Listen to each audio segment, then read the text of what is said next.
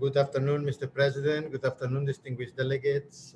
We have only 20 participants at this point, sir.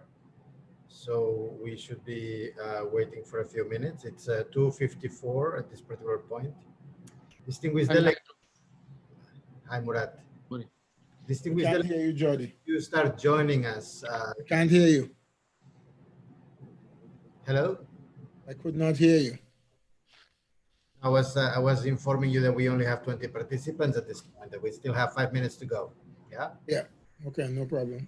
So distinguished delegates, as you start joining us, please do remember to place the name tag of the country that you're representing before you in capital letters, ideally. Similarly with the UNDP colleagues and colleagues from other agencies, if you can please rename yourselves and identify your adscription in capital letters before your name and surname, that would be appreciated.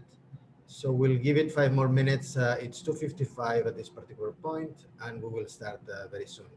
The distinguished ambassadors and permanent representatives and deputy permanent representatives are also kindly asked to please indicate PR or DPR when relevant after the name of the country. So first, name of the country in capital letters, second, PR or DPR, and then your name and surname. Thank you.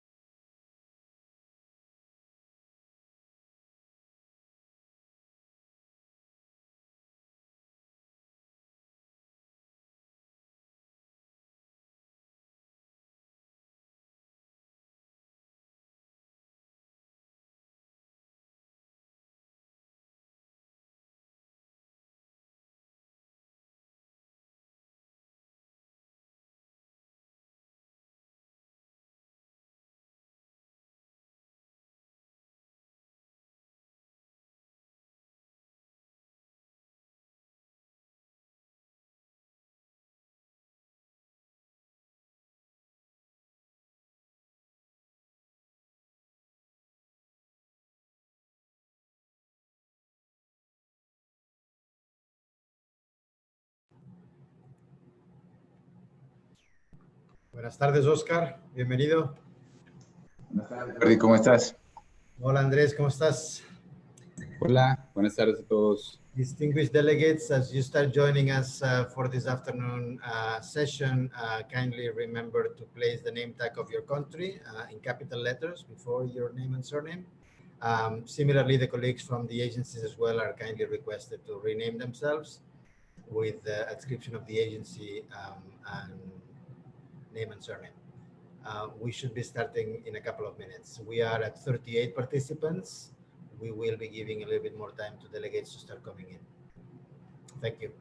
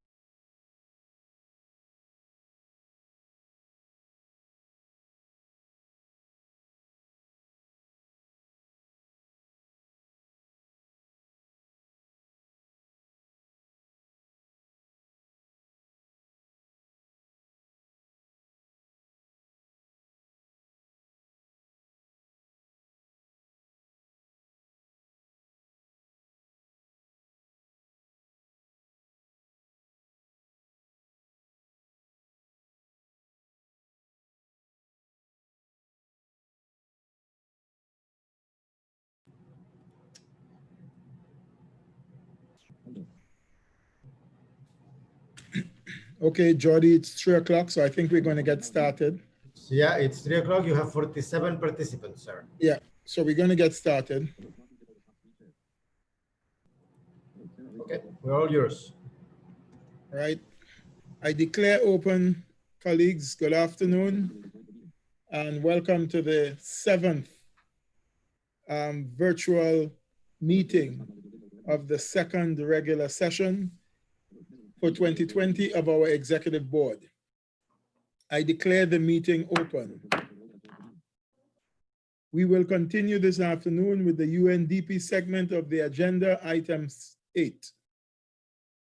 Evaluation of the board will be considered.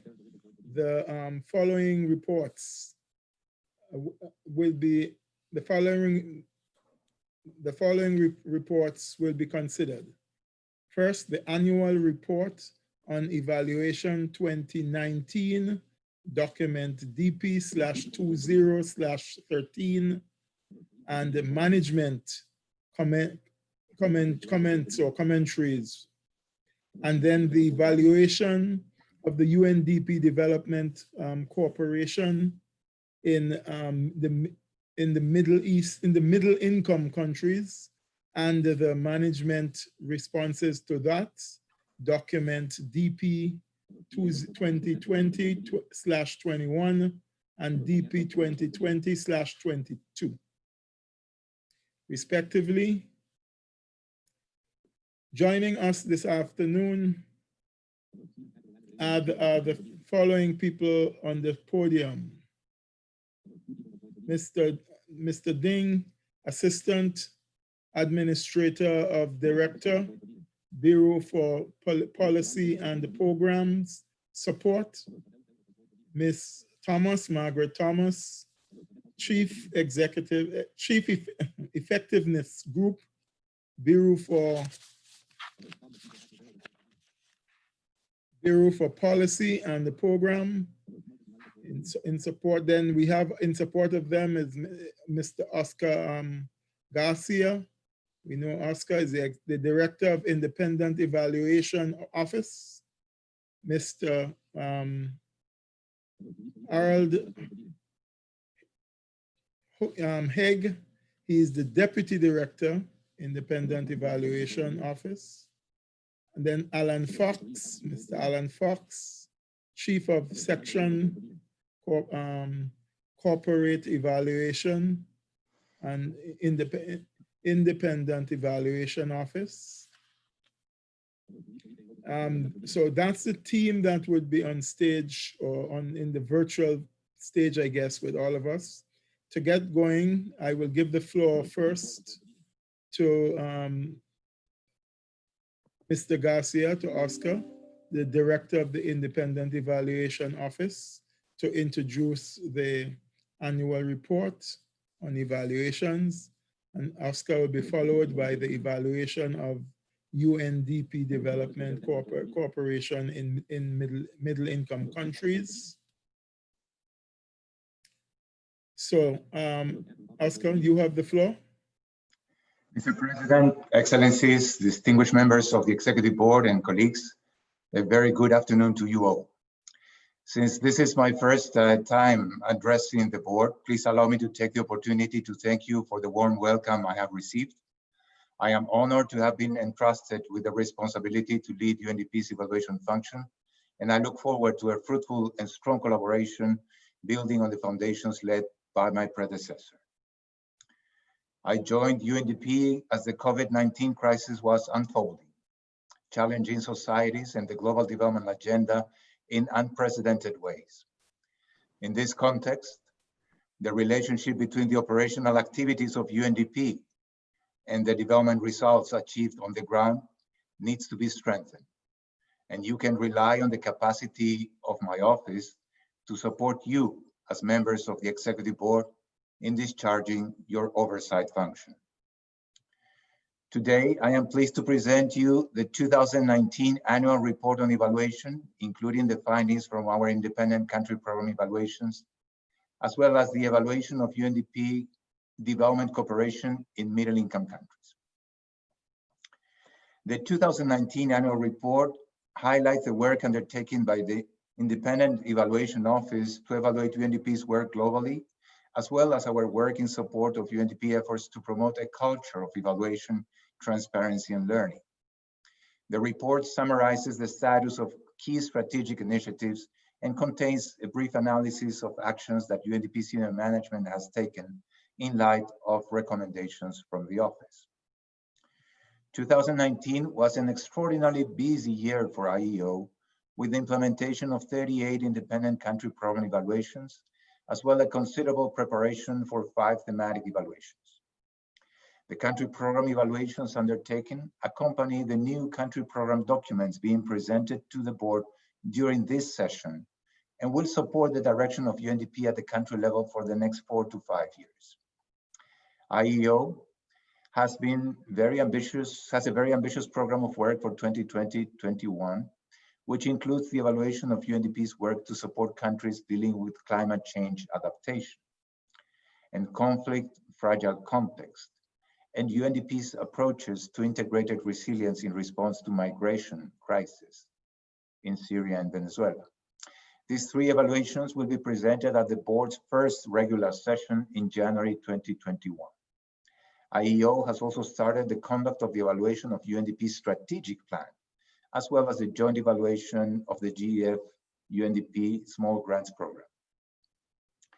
My office will undertake consultations with stakeholders, including executive board members, for its next multi-year evaluation program once the current strategic plan ends in 2021. The annual report on evaluation gives an update of UNDP decentralized evaluation function through our analysis of implementation, scope, and quality of the decentralized evaluation reports, an important and recurrent subject of discussion by the executive board. 4 interrelated challenges guide our response to improve the quality and utility of decentralized evaluations. Firstly, the coverage of decentralized evaluations, where currently 43% are related to the global funds, GEF in particular, as these are mandatory evaluations. Secondly, the planning of decentralized evaluations and their completion rates remain on average at 55%. Thirdly, the resources for decentralized evaluations are currently at 0.5%, below the 1% benchmark as per the UNDP evaluation policy. And lastly, the quality and credibility of decentralized evaluations and their use for management decision and resource allocation requires further attention. With regard to building a culture of evaluation, the Independent Evaluation Office has made concerted efforts to improve it. The evaluation guidelines were revised, and several regional training workshops were organized with monitoring and evaluation staff from the 5 regions. In June 2020, the IEO also launched an online training course integrated into the UNDP Corporate Learning Center, which is now mandatory for M&E staff, and over 150 UNDP staff have already completed the course. Supporting national evaluation capacity continues to be a priority for us. In early 2020, IEO and the Independent Evaluation Group of the World Bank signed an agreement to join forces and promote coherence in support of national evaluation capacity development. All countries need the capacity to design evidence-informed policies, monitor their progress, and evaluate their impact to achieve their national development objectives, cope with global crises, and reach the Sustainable Development Goals. This initiative aims to respond to this demand through an international platform that brings together a range of national and regional international stakeholders. The operationalization of this important initiative is underway and is galvanizing the interests of other important bilateral partners and academic institutions. The position of the IEO of UNDP in this global initiative is a testament of our commitment, in particular through the success of the National Evaluation Capacities Conference, which have grown to become the largest global evaluation conferences in terms of government representation. And we will continue to report progress on this as this global partnership evolves. Before moving to the presentation of the evaluation on middle-income countries, I would like to report on some of the steps IEO took in response to the COVID-19 pandemic. The IEO has adapted its program of work by working remotely, digitally, and exploring different data collection methods and approaches to ensure our evaluations remain rigorous and credible. Given the unpredictability of the situation, we have reprioritized our program of work for the year. Based on a thorough feasibility assessment, the work plan for independent country program evaluations was revised to tackle the reality of conducting evaluations during the pandemic. ICPE coverage was reduced from 27 to 16 evaluations. The 16 evaluations will constitute a good sample of programmatic work, thus promoting accountability and learning across the organization and constitute important building blocks for more aggregate type of evaluations. Technical support is being provided to country offices where IEO canceled its evaluation, assisting them in their own implementation of an evaluation of their country program.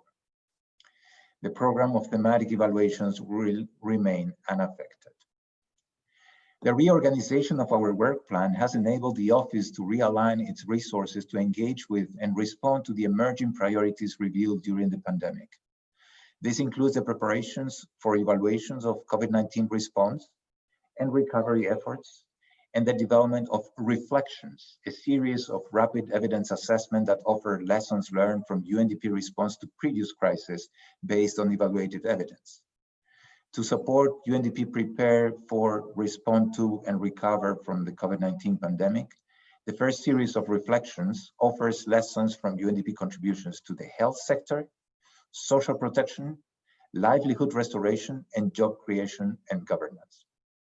Envisaged as a knowledge and learning tool, this synthesis seeks to inform decision-making at headquarters and country level. The reflection papers were broadly disseminated to all UNDP resident representatives through various communication channels. They were also translated to all UN languages and were shared with UNDP through webinars to promote further dialogue and engagement. Now, Mr. President, with your permission, let me turn to the evaluation of UNDP development cooperation in middle-income countries. As you are aware, MICs are home to 75% of the world's population and represent about 1/3 of the global GDP. MICs also play a crucial role in the implementation and achievement of the 2030 Agenda for Sustainable Development. The pledge to leave no one behind requires addressing the need of the poor and most vulnerable, the majority of whom live in MICs. MICs also have an important role to play in empowering South-South and triangular cooperation through the sharing of good practices, trade, and investments. Due to its strong country presence, UNDP is uniquely positioned in supporting countries' progress and graduate to mixed and high-income country status through the development and implementation of sustainable development policies and strategies, as well as facilitating learning and knowledge transfer across MICs in order to accelerate the achievement of the SDGs. The evaluation examines UNDP programming in middle-income countries through an evaluative lens of relevance, effectiveness, efficiency, and sustainability, and assessed more carefully the positioning of UNDP in MICs, its contribution to development results, its business model, and partnership strategy. The evaluation focused its attention on interventions implemented at country level between 2014 and 2019. It covered all 84 middle-income countries based on UNDP classification, and it has 28 findings with 5 conclusions and recommendations for decision and action. In this regard, the evaluation found that UNDP has contributed to the achievement of development results in MICs. Programming approaches around the 2030 Agenda on natural resource management, climate change and energy, financing for development, and private sector engagement are the most evident demonstration of UNDP's adaptive ability, as well as a progressive positioning at subnational level to support last-mile implementation challenges. However, among the most salient conclusions, the evaluation found no particular distinction between programmatic approaches in MICs and other countries, and did not identify distinct engagement strategies within MICs, considering the huge diversity in socioeconomic performance and productive assets. Related to the absence of a differentiated strategies, the income-based allocation for core resources among mix does not consider countries' needs on broader human development dimensions. With the shift in development financing opportunities that occurs with the transition to mixed status and exposure to global markets, countries are exposed to new risks and increased vulnerabilities as they contend with old and new challenges.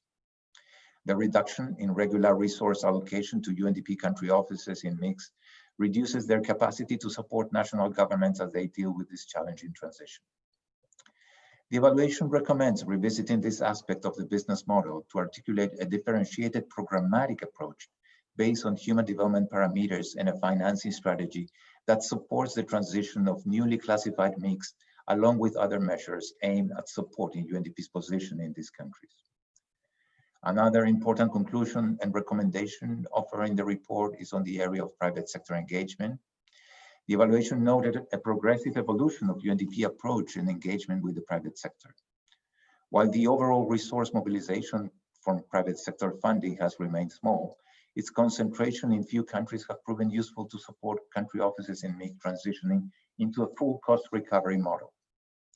The evaluation covered some successful examples of private sector partnership ventures at small scale, as well as cases demonstrated unmet or partially met private sector expectations from UNDP. Challenges in the capabilities of country offices may cause reputational and financial risk when engaging with the private sector. The remaining conclusions and recommendations of the evaluation pertain to the need for UNDP to consolidate and sustain its positioning in middle-income countries in areas central to its comparative advantage, namely poverty reduction, environment and climate change, and the governance portfolio.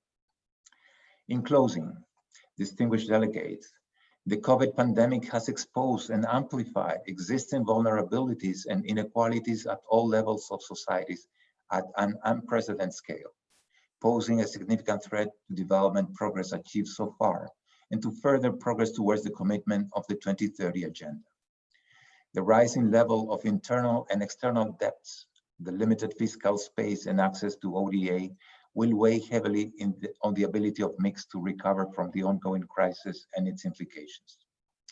With UNDP's leadership on socioeconomic recovery in the overall UN response, UNDP will remain an important partner in MICS, facilitating the uptake and scaling of good practices and of innovative development solutions. It will become increasingly important for UNDP to ensure optimal capabilities and thought leadership to curate and accelerate knowledge transfer and innovations at country level to support countries to remain on course towards a more inclusive and sustainable development pathway. I thank you for your attention.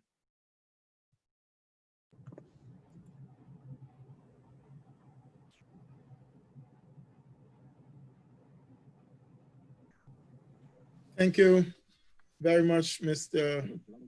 Garcia. I now give the floor to Ms. Ding, Assistant Administrator and the Director, Bureau for Policy and Program Support, to present the UNDP management response. Thank you very much. Please, you have the floor. Thank you very much, Mr. President.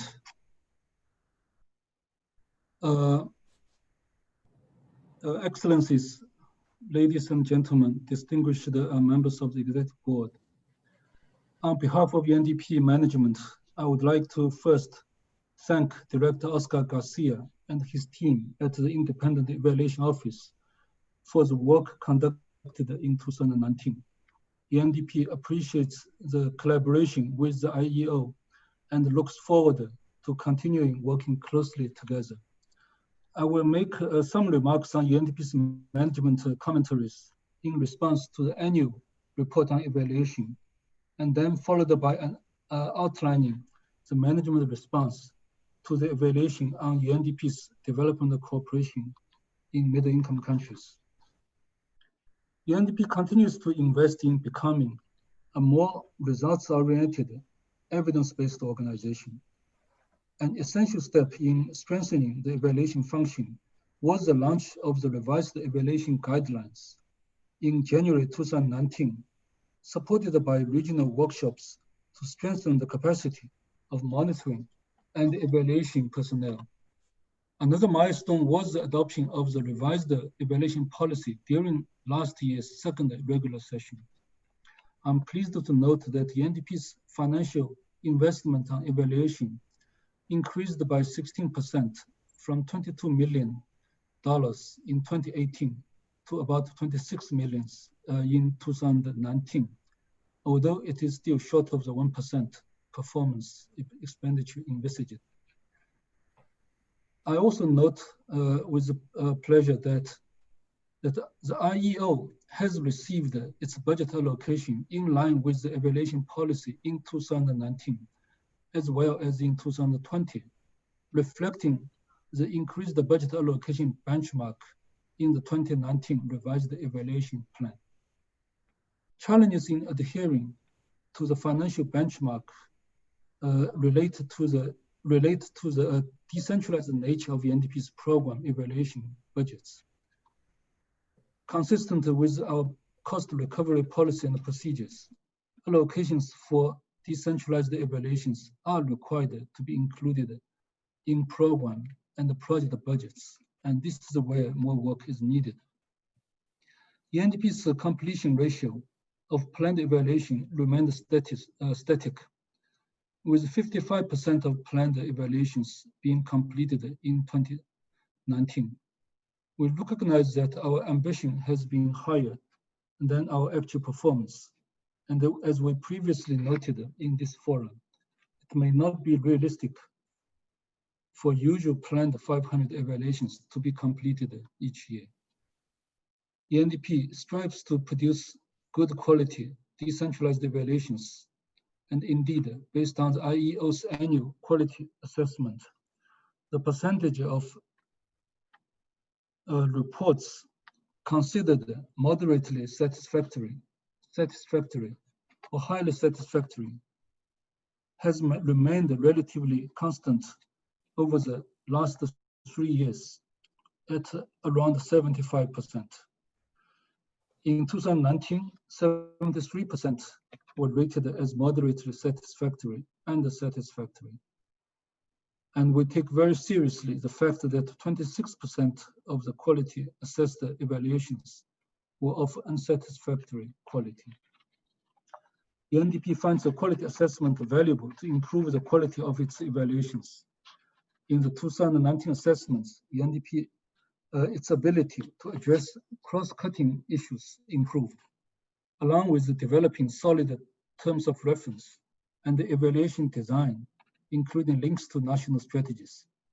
However, we still need to improve the usage of gender-responsive methodologies, draw better linkages to the SDGs, and include discussions on risks.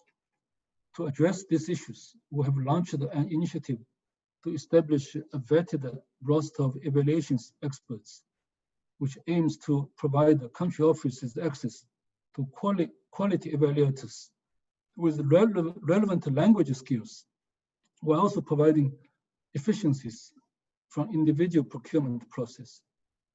The UNDP has also strengthened its program appraisal committee review of new CPD evaluation plans in line with the new evaluation guideline, and continue to encourage strategic and forward-looking planning for evaluations and management accountability for evaluation performance.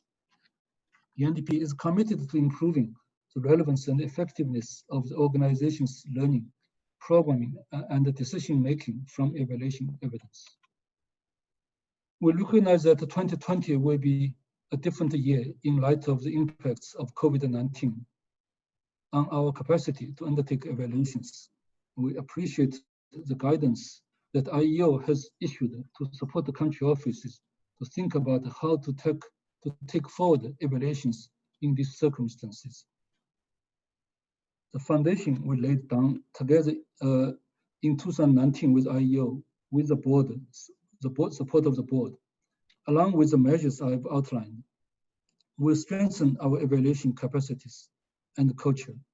In this regard, We also look forward to the deployment of IEO's regional evaluation advisors, and we will continue to analyze and reflect on how evaluations inform changes in our work and contribute to organizational learning and improve the performance. Let me now turn to the evaluation of UNDP's work in middle-income countries.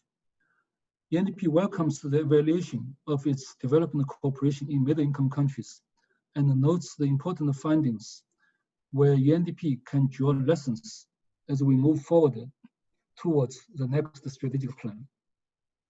UNDP's management response highlights the complexity of middle-income countries. The income typology group remains very diverse, covering 75% of the world's population. And despite general optimism regarding their continued progress, middle-income countries do face a combination of growing challenges that could reduce their long-term growth and stability progress and prospects.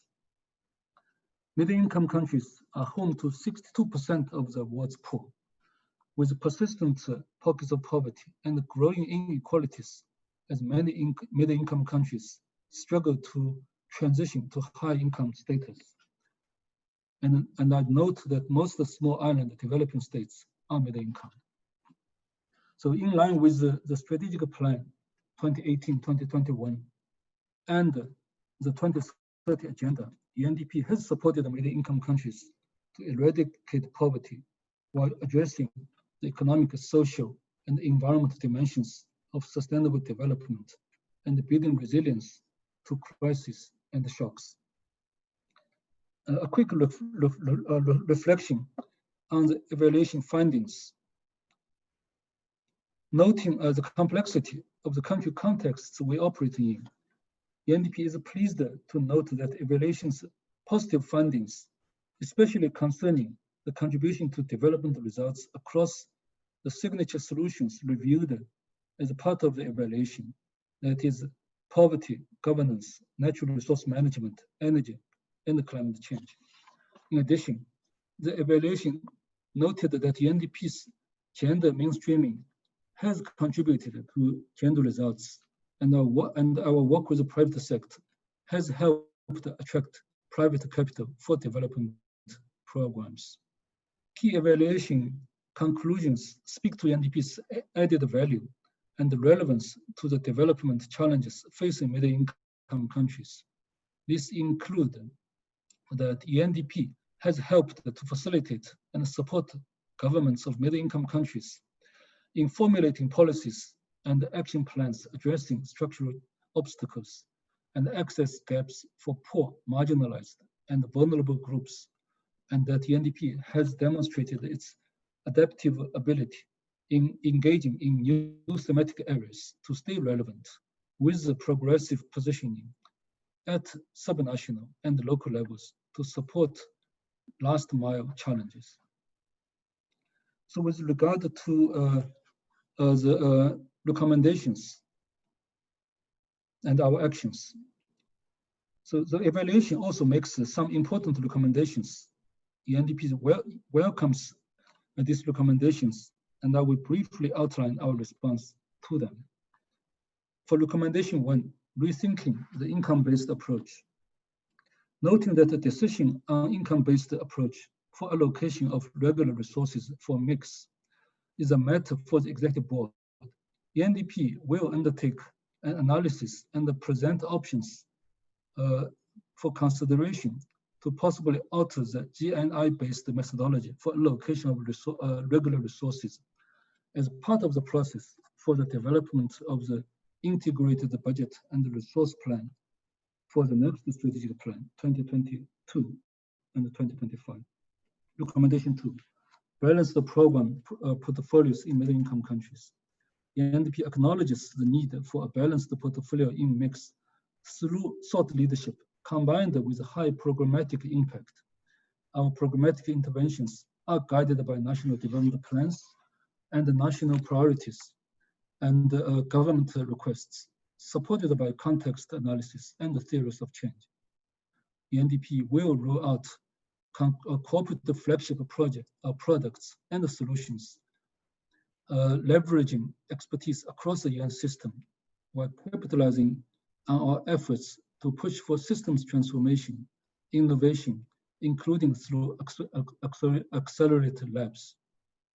And the UNDP will also launch the SDG Finance web platform where tools and experts for public and private financing will be available. On recommendation 3, UNDP to sustain its governance and institutional support. UNDP appreciates the evaluation's recommendation that it should maintain its focus on the effort to build inclusive and accountable institutions and strengthen institutional reform. UNDP will therefore support middle-income countries through prioritizing accountability and transparency as integral to national COVID-19 response and recovery, working with relevant UN entities and partners. UNDP will be drawing on existing and new partnerships to deliver advisory support and the tools on digital governance. And we will also be developing adaptive learning programs and tools to localize the SDGs. On recommendation 4, consolidate and sustain gains achieved under the environmental, natural resource management, and climate change.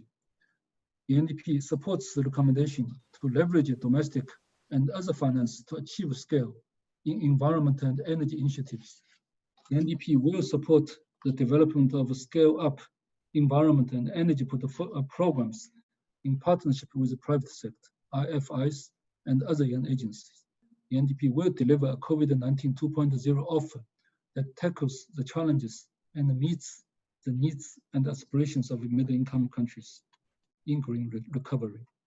On recommendation 5, establish corporate norms for implementing private sector initiatives. We recognize the need for scaling up our work with the private sector and for risk-informed approaches. UNDP will provide the services to support small and medium-sized enterprises in middle-income countries as part of the COVID-19 response. UNDP will support the development of the SDG Impact Platform and leverage innovative financing and partnership solutions. UNDP will also finalize the update of its policy for private sector due diligence and risk management with investments to build staff capacity. A very few words on COVID-19 and our forward-looking offer. COVID-19 is spreading rapidly around the world, and its socioeconomic impacts feed on the pre-pandemic vulnerabilities and inequalities across societies, which must be addressed if countries are to build a more resilient future from the perspective of sustainable and people-centered development. And, as immediate COVID response, UNDP has provided support to middle-income countries through its technical role for the UN socioeconomic response and the UNDP's COVID-19 offer 1.0 and 2.0 now, beyond the recovery towards 2030, which is focused on governance, protecting people, digital disruption, and the green recovery. Looking ahead, we have identified the 3 shifting trends which will reshape our development support to middle-income countries post-COVID-19. First, a substantial shift in social expectations and social contract dynamics, which may require UNDP work in fragile middle-income country contexts to expand, as well as to reflect a deeper move towards rule of law, human rights, and rights-based offers. The second trend, the substantive development pathways for middle-income countries are moving towards accelerated energy transitions and nature-based solutions. This will require a focus on new and innovative financial instruments and expanded private sector partnerships. The third trend, there is a risk of debt overhang and fiscal stress continuing in middle-income countries. UNDP will need to engage with these implications, including scoping sources of fiscal space, protecting the poorest and the most vulnerable groups, expanding social assistance and insurance schemes, and restoring livelihoods. So in conclusion, UNDP support will need to help countries address the lasting effects of the post-COVID-19 development trajectory, while continuing to maintain a focus on the needed structural transformation, resilience, and leave no one behind the contexts that are currently unfolding in middle-income countries worldwide. We are committed to implementing the evaluation's recommendations to improve our support to middle-income countries to address these challenges. Thank you very much for your attention. I thank Mr. Ning for his presentation and his response. I will now open the floor for comments and questions from colleagues. The floor is open.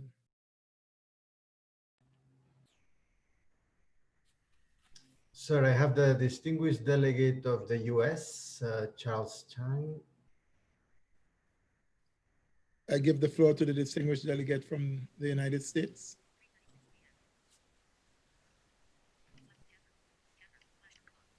Thank you, Mr. President. And thank you, Mr. Garcia, for your presentation of Independent Evaluation Office's annual report, which reflects IEO staff's excellent work. We would also like to thank Mr. Shi for his presentation of the management's response.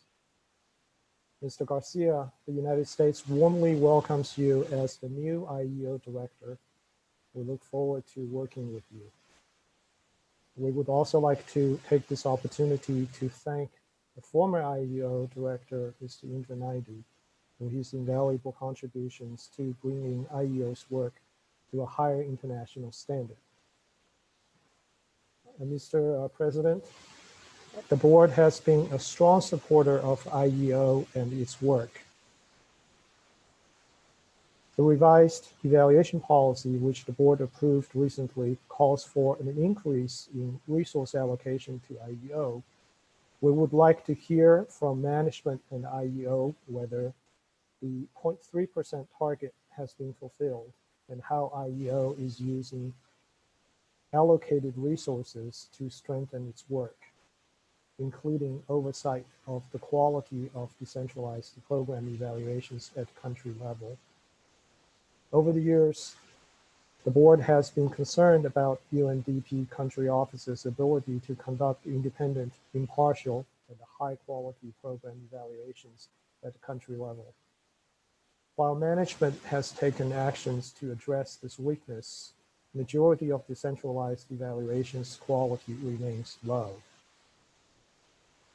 We commend management's action to address this concern, including the establishment of an evaluation expert roster last year.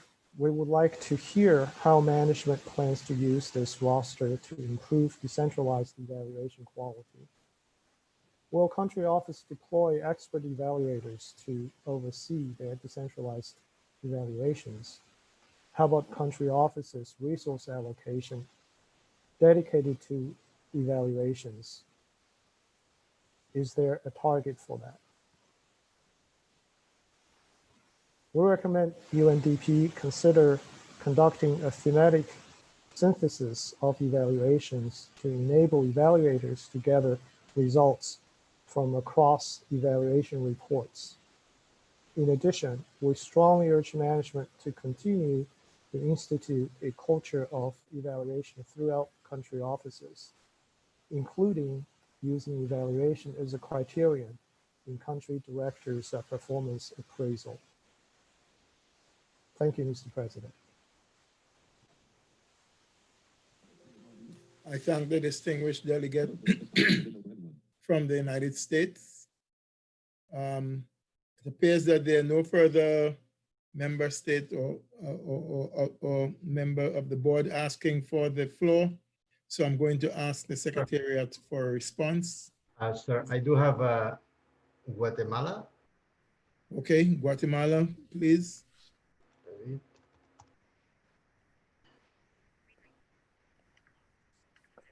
Thank you, Mr. President. Apologies, I came in late there. So I just want to thank very quickly the IEO for the report and the management response, including the 5 recommendations contained therein. Guatemala values the ability of the UN system to contribute to the national efforts of middle-income countries to achieve the SDGs, and we generally support the recommendations and this discussion as another step towards reaching this goal, noting that middle-income countries are still home to 73% of the world's people living in poverty. We believe that achieving significant development gains in middle-income countries will lead to a multiplier effect that will benefit the entire system. As more middle-income countries achieve their development goals and the system becomes stronger through increased development cooperation, South-South cooperation, policy dialogue, and partnerships with those countries, so too does the capacity to address development issues in LDCs and to reach the furthest behind. We also must remember that any strategy to assist middle-income countries must be flexible and dynamic, noting the different levels of development within that category, and noting that over the past 15 years, 35 low-income countries have transitioned to the middle-income country category. Conversely, we must also be aware that the COVID-19 pandemic threatens those development gains and threatens to bring countries back into the LDC category. The system must be equipped to help mitigate this risk. In Guatemala, one of the areas we're most focused on is addressing food security and nutrition. We certainly hope that UNDP, through its strengthened approach to supporting middle-income countries, can continue and increase its assistance it provides to us in solving this national emergency. We note with concern in this regard that hunger and malnutrition have been increasing in many countries, most of those 44 out of 65 being middle-income countries and countries that rely heavily on international trade and in primary commodities. In this regard, we further encourage UNDP to continue strengthening their capacity to support middle-income countries by implementing the recommendations in the report and further analyze the possibility of employing differentiated approaches to programming. Thank you, Mr. President.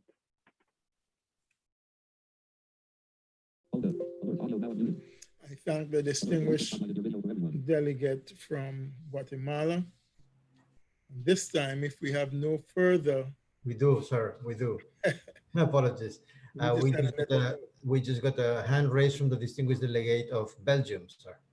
Okay, Belgium, please. Thank you very much, Mr. President. I want to make just a very short comment. First, to add our voice to the questions raised by our distinguished colleague from the USA on the decentralized evaluations and their quality, with an additional question, which is this difference in appreciation of the qualifier moderately satisfactory. We each time get a different perspective on this, where the Office on Evaluation says that that's not a sufficient level of quality that we can expect from UNDP, whereas the management response usually includes it to calculate the percentage of evaluations that are considered good enough. Thank you very much. I thank the distinguished delegate from Belgium.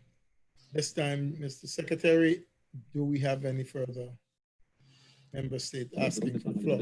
Not this time, sir, not this time. So you can go back to the panelists. Thank you. So can we go to the Secretariat for a response?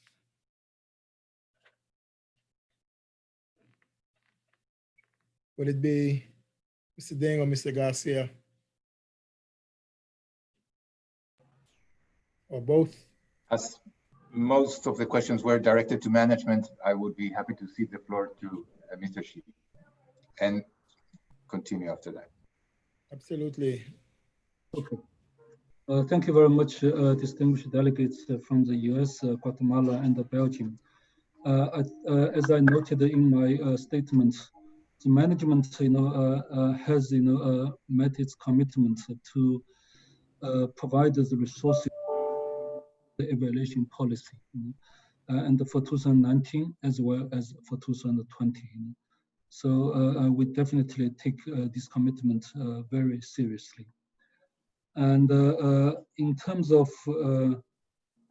the concern about the country office's capacity to conduct the quality and independent evaluations and the use of roster, expert rostering, I think it is the reality that the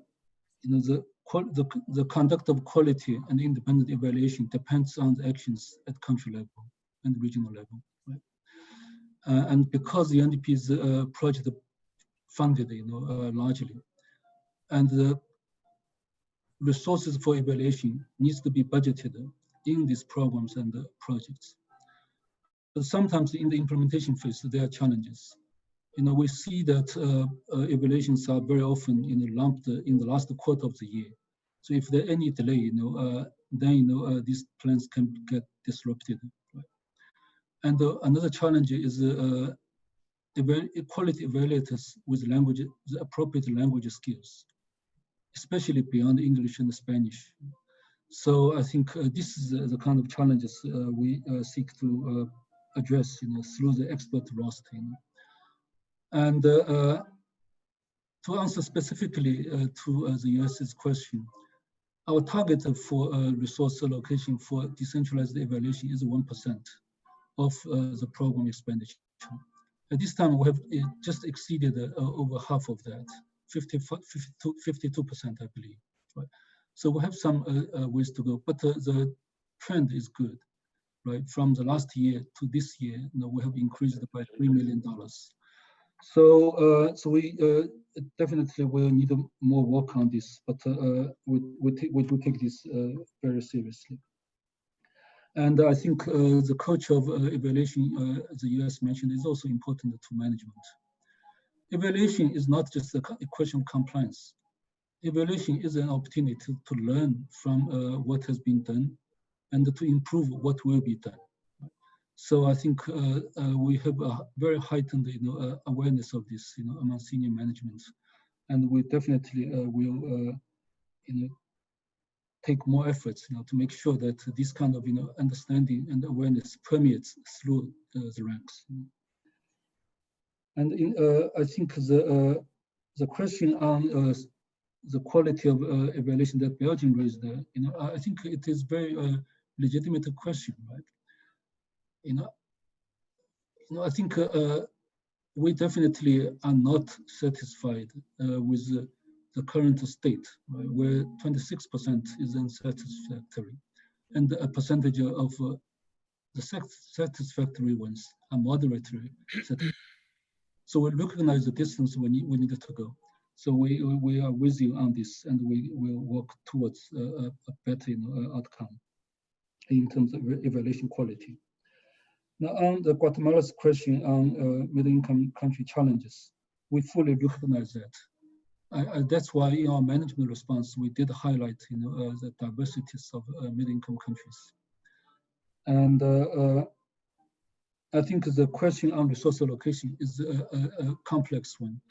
So we will do our best to provide options to the board, for consideration. And as we know, the chair of IOSIS has written to the Secretary General, right, to ask for alternative means, to look at financing for development financing for SITs.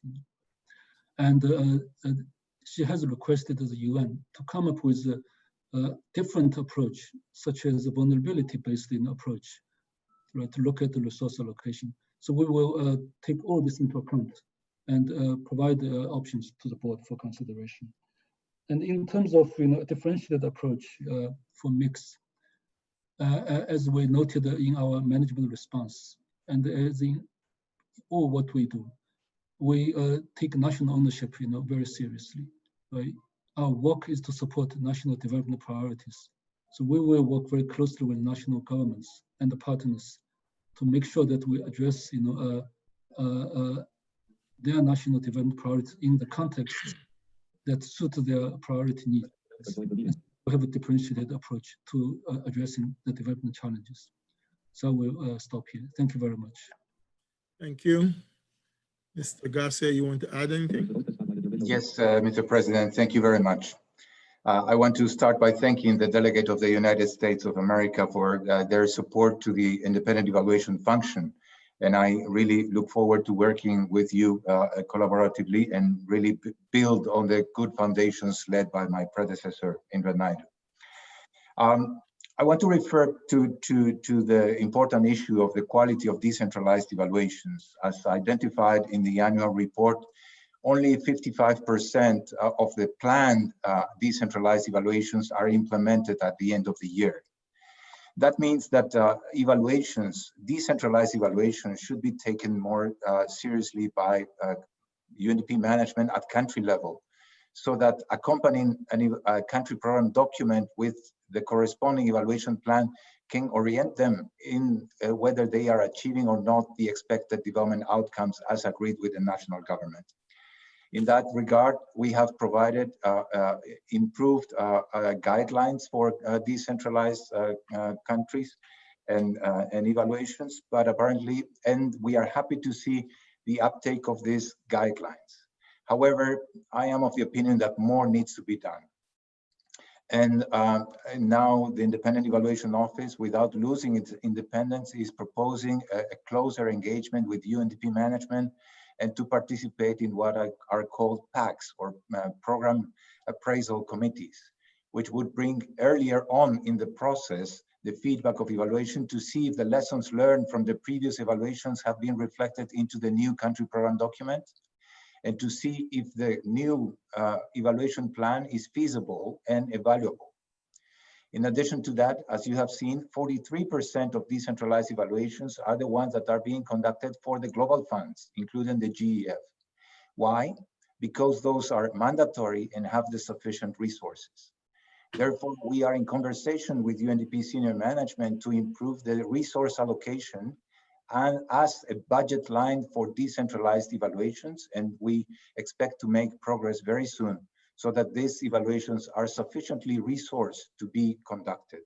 And of course, we support the efforts to strengthen the roster of evaluations, and from the Independent Evaluation Office, we will collaborate on that effort.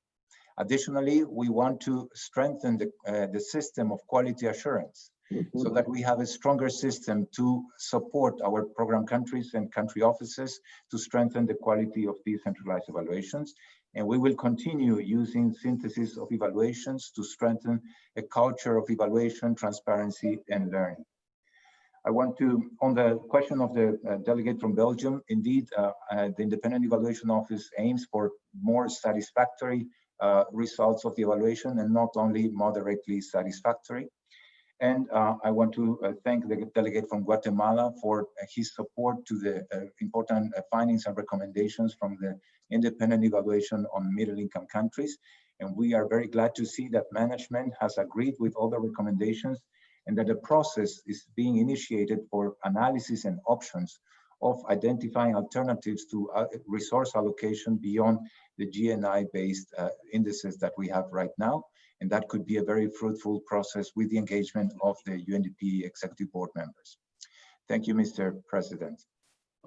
I thank you, Mr. Garcia, for your response. Colleagues, are there any further comments or questions? Not at this time, sir. Appears there are none.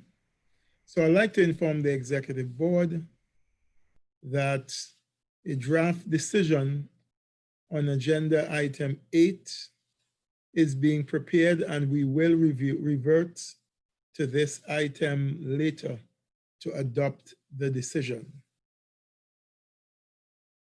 So this brings us to the end of the discussion on the evaluation reports. We will take a 2-minute pause, change podium, and go into the next section on the UNDP segment. We will look at the next section for consideration of the agenda item 9, which is UNDP country programs and related matters. So we will take a 2-minute pause just to change and get a glass of water and so on.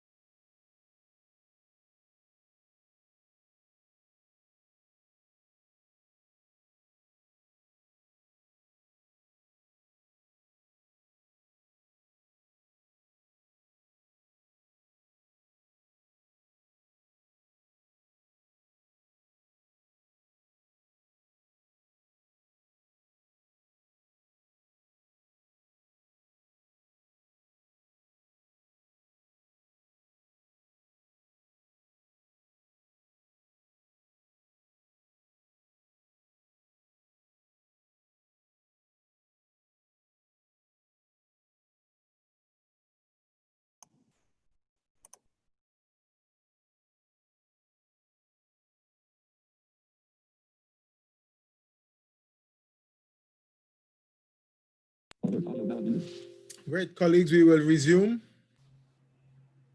And we will continue the UNDP segment with the consideration of the agenda item 9, UNDP country programs and related matters. And we will take up country programs documents, 11 from 11 countries programs.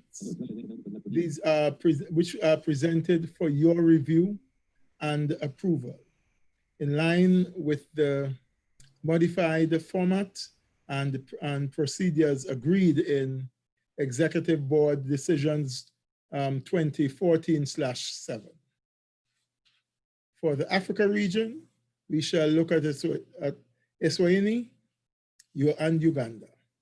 For the Asia Pacific region, we should look at Indonesia and Timor-Leste. For the European and Commonwealth of Independent States region, we shall look at Belarus, Bosnia and Herzegovina, Kazakhstan, Serbia, including the results and resources framework for Kosovo, noting that referencing to Kosovo shall be understood to be in the context of Security Council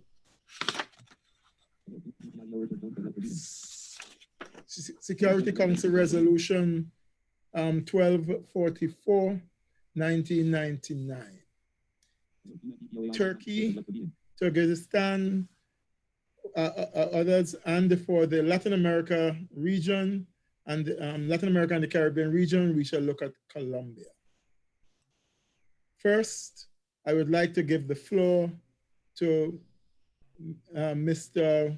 Murad Wahaba, Acting Associate Administrator, to make an overall statement. Mr. Wahaba, you have the floor. Thank you very much, Mr. President and distinguished delegates. I have the honor to introduce the session on country programs and related matters, item 9 of the agenda. My statement today will cover 3 points, briefly, if I may. First, the country programming and the challenges of COVID-19. Second, the new way of programming and in the implementation of the UN Development System reform. And third, the introduction of new country programs and extensions tabled for your consideration in this session. On COVID-19, Mr. President, the administrator has been very eloquent this morning, so I shall not be adding to his comments, except to note that since the beginning of the emergency, UNDP, working with the UN country team under the guidance of the resident coordinator, has been very active in responding to the health and indeed to the development emergency of COVID-19. It is therefore with some pride, perhaps, that 6 months later, we present 11 country programs that build on this experience of responding to COVID-19, hoping to support countries in charting together a path forward to building better forward in a post-pandemic world. We do this in 3 ways. First is an integration of UNDP's COVID-19 offer, both 1.0 and 2.0, across program priorities to promote a whole of society response, placing the most vulnerable groups at the center of interventions. And indeed, as the administrator has stressed this morning, we are focusing our responses on vulnerable groups, specifically indeed persons with disabilities and gender. Second, we also recognize that we are at a crossroads and that the necessity of our country programs is to build forward better in going beyond the status quo, if you like, ante the COVID infections. And third, recognizing the uncertainties that were so clearly announced this morning, we are designing our programs to be adaptive and to learn from experience and to respond to change. The second area I would like to highlight for your attention is on how we program differently under UN reform. As the year 2020 continues to be a transition year towards the full implementation of the UN Sustainable Development Cooperation frameworks, we are making progress in ensuring the alignment of our efforts with other UN agencies under the coordination of the resident coordinator to deliver joint results. This includes testing new ways of working with the country teams to conduct joint analysis, examining the integration of development issues and their links with one another. This also allows us to identify together as a country team priorities based on what the evidence tells us is required to achieve the SDGs. The cooperation framework, Mr. President, is the one program plan signed between country governments and the United Nations system to ensure national ownership while embodying the spirit of partnership, which is at the core of the 2030 agenda. And therefore, the rationale for the selection of UN priorities, of the individual members of the country team and their contextualization are outlined in the cooperation framework, as indeed is the theory of change that we adapt for our own country programs. UNDP's country program documents, in turn, outlines our contribution to the cooperation framework, and it is submitted for your approval in the Executive Board.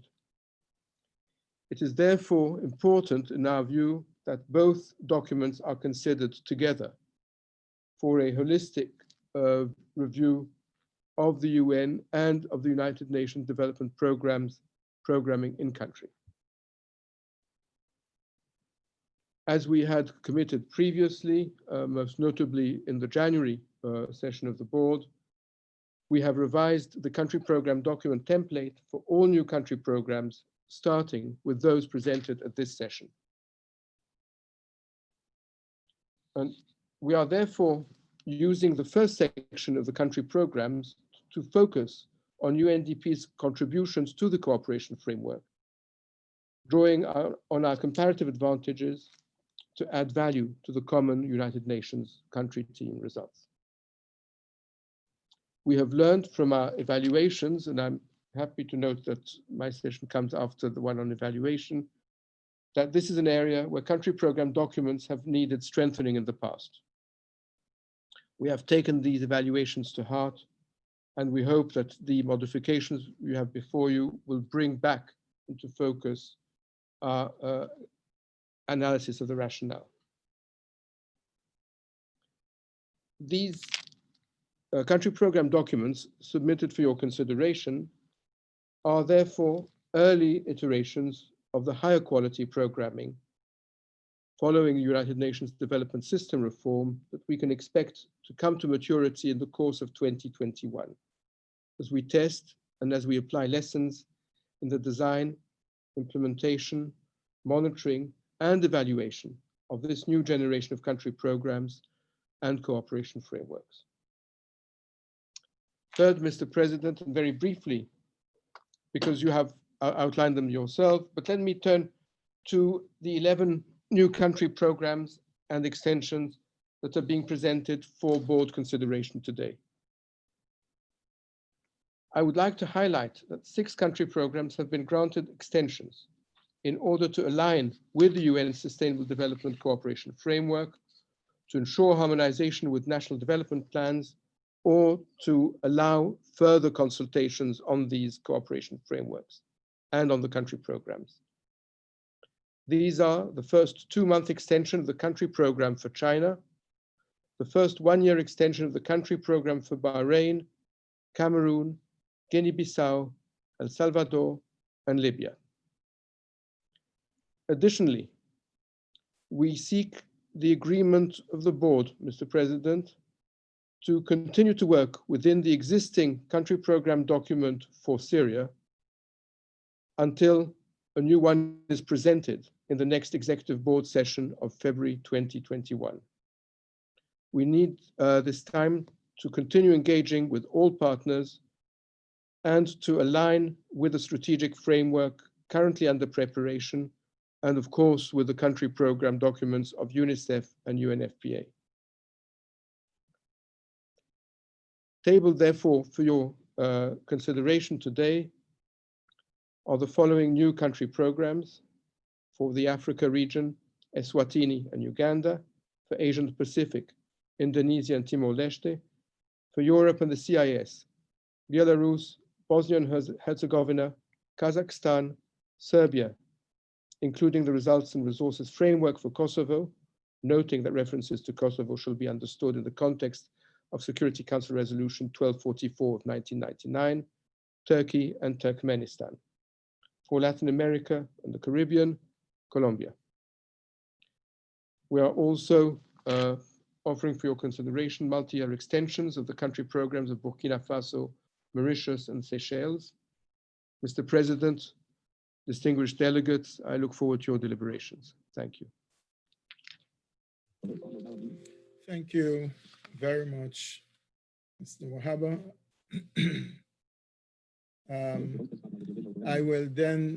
We will now begin to look at the regional programs, and I will now give the floor to Madam Ahuna and to present the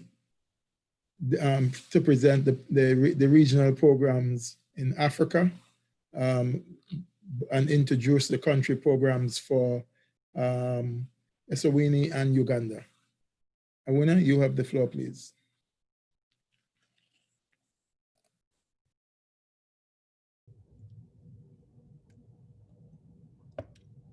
Are you there, Ahuna? Yes, thank you, Mr. President. Distinguished members of the Executive Board and representatives of the governments of the Kingdom of Eswatini and the Republic of Uganda, colleagues, ladies and gentlemen. I'm really pleased today to present the country program documents for the Kingdom of Eswatini and the Republic of Uganda for approval. Both program documents have been formulated in close consultation with the respective governments and with a wide range of stakeholders. And I'm glad to also inform you that all the key principles that were laid out by my colleague, Mr. Wahba, have been taken into consideration in both documents. They have full alignment with the UN Sustainable Development Cooperation Frameworks and the national development strategies as well. The CPDs are informed by UNDP's comparative advantage and the principle that we leave no one behind. Mr. President, let me start with Eswatini. Eswatini, as a middle-income country, faces sluggish economic growth, a fiscal crisis, high levels of unemployment, poverty, and inequality. Extreme poverty and inequality are critical impediments to advancing sustainable development in this country. The country program document will invest in poverty reduction, environmental protection, and climate change, as well as effective governance that will help the country address the structural challenges and weaknesses in order to achieve its ambitions. In line with the national strategy and the strategic roadmap for 2019 to 2022, the CPD prioritizes two key areas: inclusive economic growth that is built around the poverty environment nexus to support national efforts to leave no one behind, including efforts to scale up initiatives that will empower young people and women.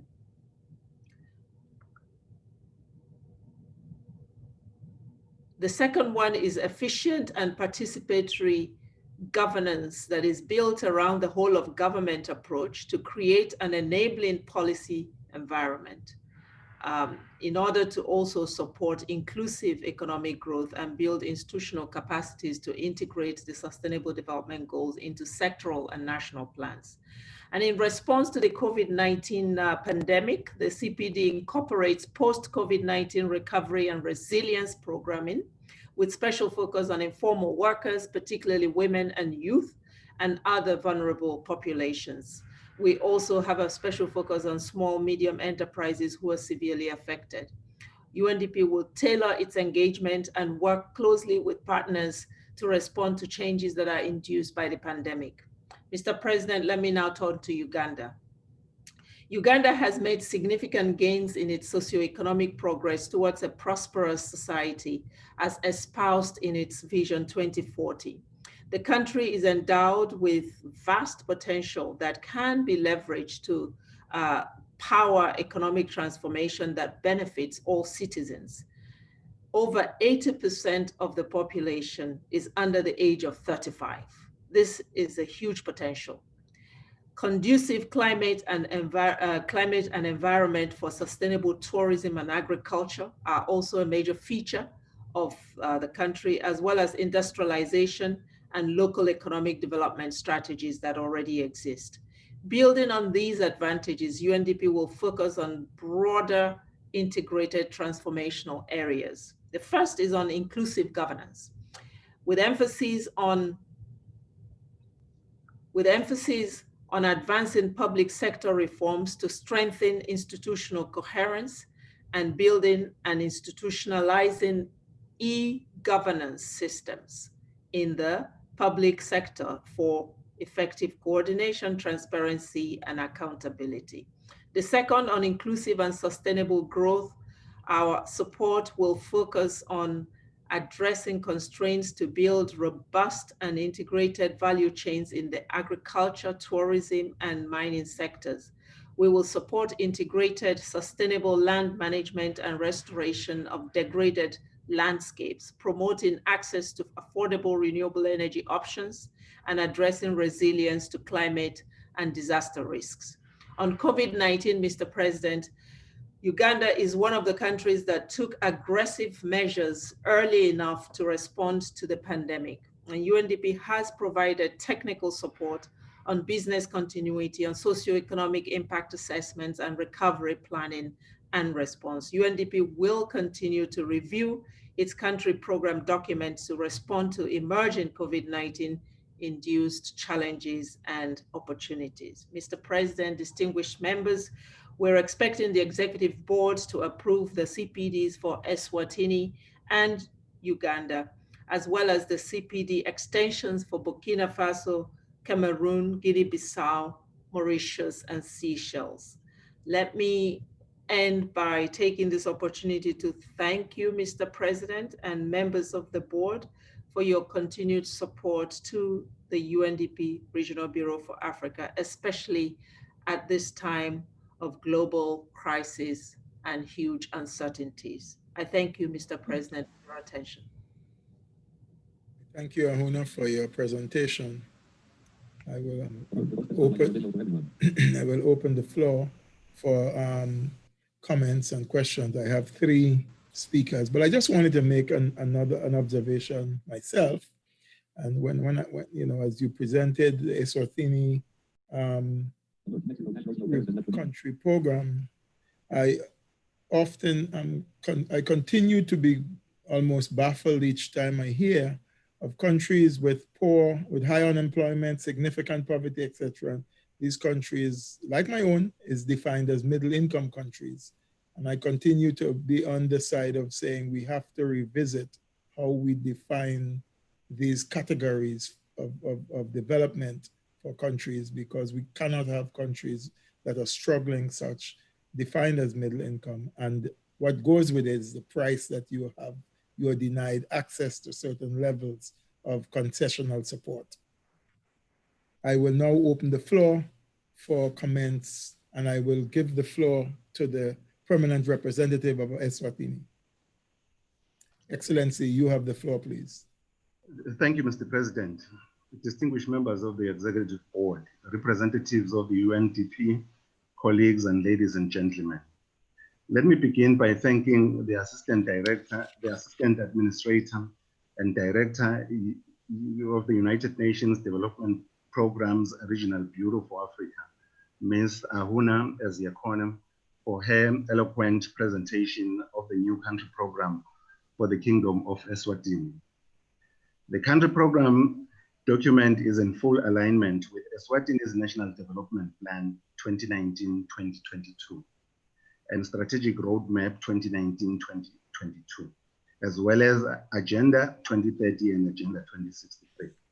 As shown in the presentation, the 2 interrelated pillars that the CPD focuses on are at the core of Eswatini's Vision 2022.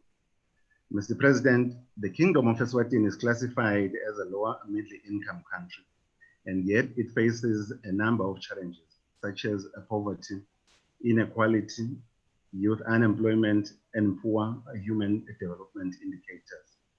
All these challenges need our urgent attention as the country repositions itself for growth in the wake of the COVID-19 outbreak, which has negatively impacted the already fragile economy of our country. We are grateful for the technical and financial support provided by UNDP within the framework of the UN Response Plan. We look forward to partner with UNDP in the implementation of our national post-COVID-19 economic recovery plan.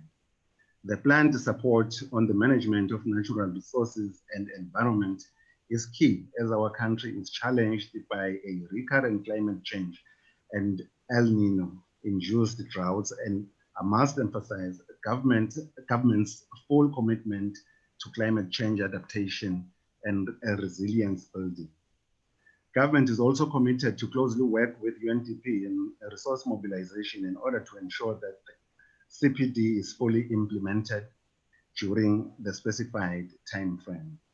We welcome the leadership of UNDP and the integrator role played in the process, working closely with the other UN agencies in the country. We also appreciate UNDP's renewed strategic offer in Africa, which is intended, with its intended aim to support African initiatives. We commit to work with UNDP on a number of strategic impact areas, such as youth and women empowerment, climate change and adaptation, as well as the structural transformation of the renewed strategic offer under the new CPD. I thank you, Mr. President. I thank the permanent representative of Eswatini, and I give the floor to the permanent representative of Uganda. Excellency, you have the floor, please. Mr. President, thank you for giving me the floor. Let me take this opportunity to thank Mr. Wahab for his introductory remarks, and Ms. Ahuna, the Assistant Secretary General of UNDP, and the head of the Regional Bureau for Africa. Mr. President, we are pleased with the long-standing partnership between the government of Uganda and UNDP. UNDP provided technical support to the design of the Uganda National Development Plan 3, 2021 to 2025 mandate in the UN development system. Mr. President, just yesterday, 2nd September, I had the opportunity to join the UN country team and the Prime Minister of Uganda to witness the signing of the UN Sustainable Development Cooperation Framework for Uganda 2021 to 2025. I was able to confirm that the cooperative framework was a joint effort of the UN country team and the first since the UN reform. I'm pleased to confirm that the new UNDP country program for Uganda aligns fully with the cooperation framework and responds to our development priorities. In line with the spirit of the UN reform, the UN cooperation framework serves as a critical document. UNDP, through its country program document, will make significant contributions to the inclusive growth, transformation and inclusive governance, and sustainable management of natural resources. Mr. President, I want to take this opportunity to thank UNDP for stepping in and providing critical support on e-governance to ensure business continuity following the COVID-19 lockdown. The support has enabled key government institutions to continue to provide service, with nearly 70% of them able to function virtually. UNDP is providing critical support on recovery planning and response to minimize the impact of the pandemic on the population. In conclusion, I would like to confirm the commitment of the government of the Republic of Uganda to continue collaborating with UNDP during the implementation phase of the new country program. I thank you. I thank my brother, Excellency Donia, for his remarks. Are you still in Kampala?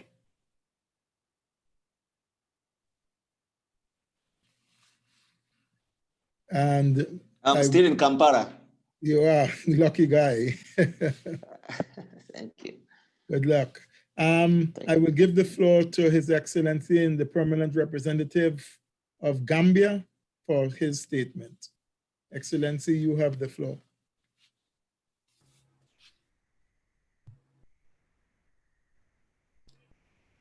Sir, is the distinguished representative of Burkina Faso has requested. Is it Burkina Faso? Yes, apologies. My apologies.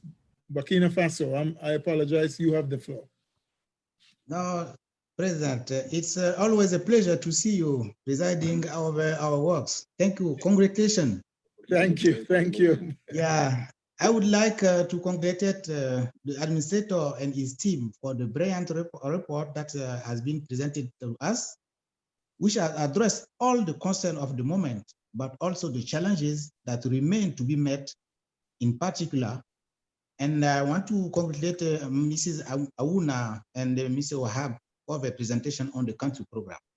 Mr. President, while this session has enabled us to appreciate the importance of multilateralism through the role played by the United Nations system since the outbreak of COVID-19 pandemic, it is also an opportunity to recall the challenges faced by many countries already in difficulties, such as my country, Burkina Faso, that is landlocked.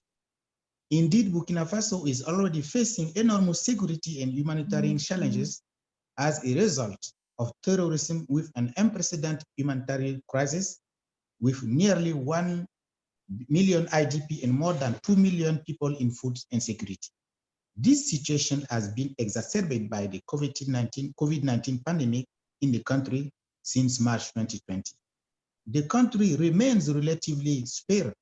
However, the effects of this health crisis have had repercussions in all socioeconomic sectors, with a reduction in the growth rate from 6.3% to 2% in 2020, a drop in public revenue, which will rise to about 5% of GDP against the 3% initially expected.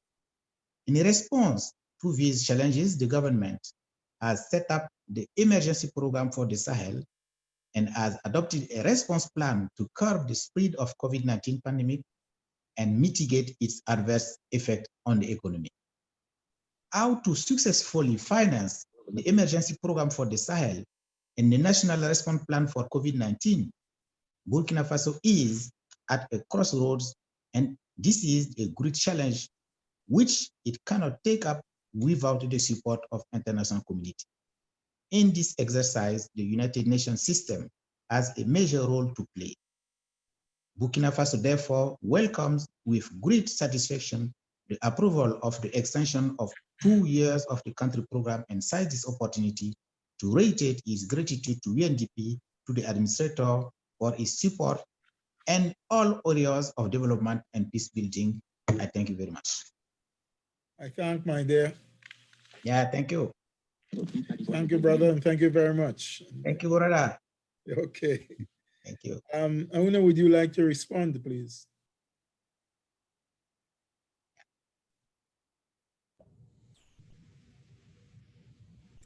Mr. President, in the interest of time, I would only like to say a big thank you to the speakers on each of the countries and the support that we continue to receive in this partnership. I thank you so much for your consideration and thank you very much for your presentation. Colleagues, excellencies, this concludes our review of the country program documents for Eswatini and Uganda in accordance with the Executive Board's decision 2014/7. May I take it that these country programs, program documents may be approved? I see no objections so it is so decided. Congratulations.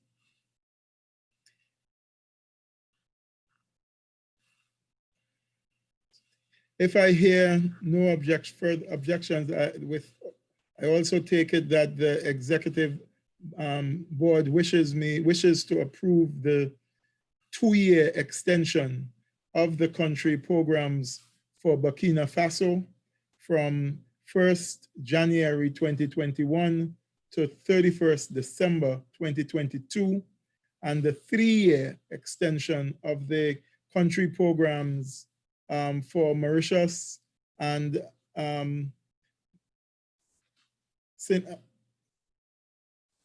Seychelles from January 2021 to the 31st December 2023, as presented in document DP/2020/23. Sorry, that's DP/2020/23. I see no objections. It is so decided. I now invite Miss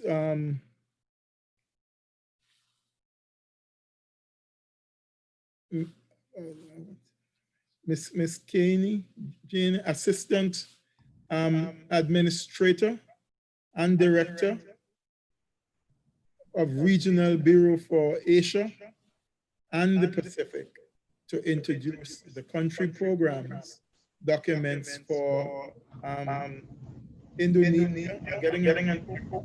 So there's somebody, mic is on. So yeah, Indonesia and Timor-Leste. And if anyone with their mics on, it would be helpful because it's very distorting. Yeah, I think it's fine now. Sorry? It's fine, sir. Okay, thank you. Madam, the floor is yours. Thank you very much, Mr. President. Mr. President, members of the Executive Board, distinguished delegates, thank you to the Executive Board for your continued support to UNDP in Asia and the Pacific. The region has really been in the maelstrom of the COVID-19 pandemic, and your support to us during this period is so critical. I am very pleased to introduce the new country programs for Indonesia and Timor-Leste for 2021 to 2025. As noted by the Associate Administrator, the country program for China has been extended for 2 months, as recommended by the government, following the postponement of its review to the next session of the board. The development of the 2 country program documents before you engaged a broad range of national and international partners whose contributions we deeply value. All comments provided have been given full consideration. As announced at the informal session at the request of the government of Timor-Leste, a corrigendum was added to their country program document to more accurately reflect, in 1 paragraph, very recent developments in the country. At the request of the government of Indonesia, a corrigendum was added to their country program document to sharpen the language related to violence against women and girls. The country programs for Indonesia and Timor-Leste reflect the diversity of a rapidly evolving region with significant opportunities for further sustainable development. Both countries also face intensified challenges. While the absolute numbers are different, the proportion of poor and those at risk of falling back into poverty is rising, given the pandemic.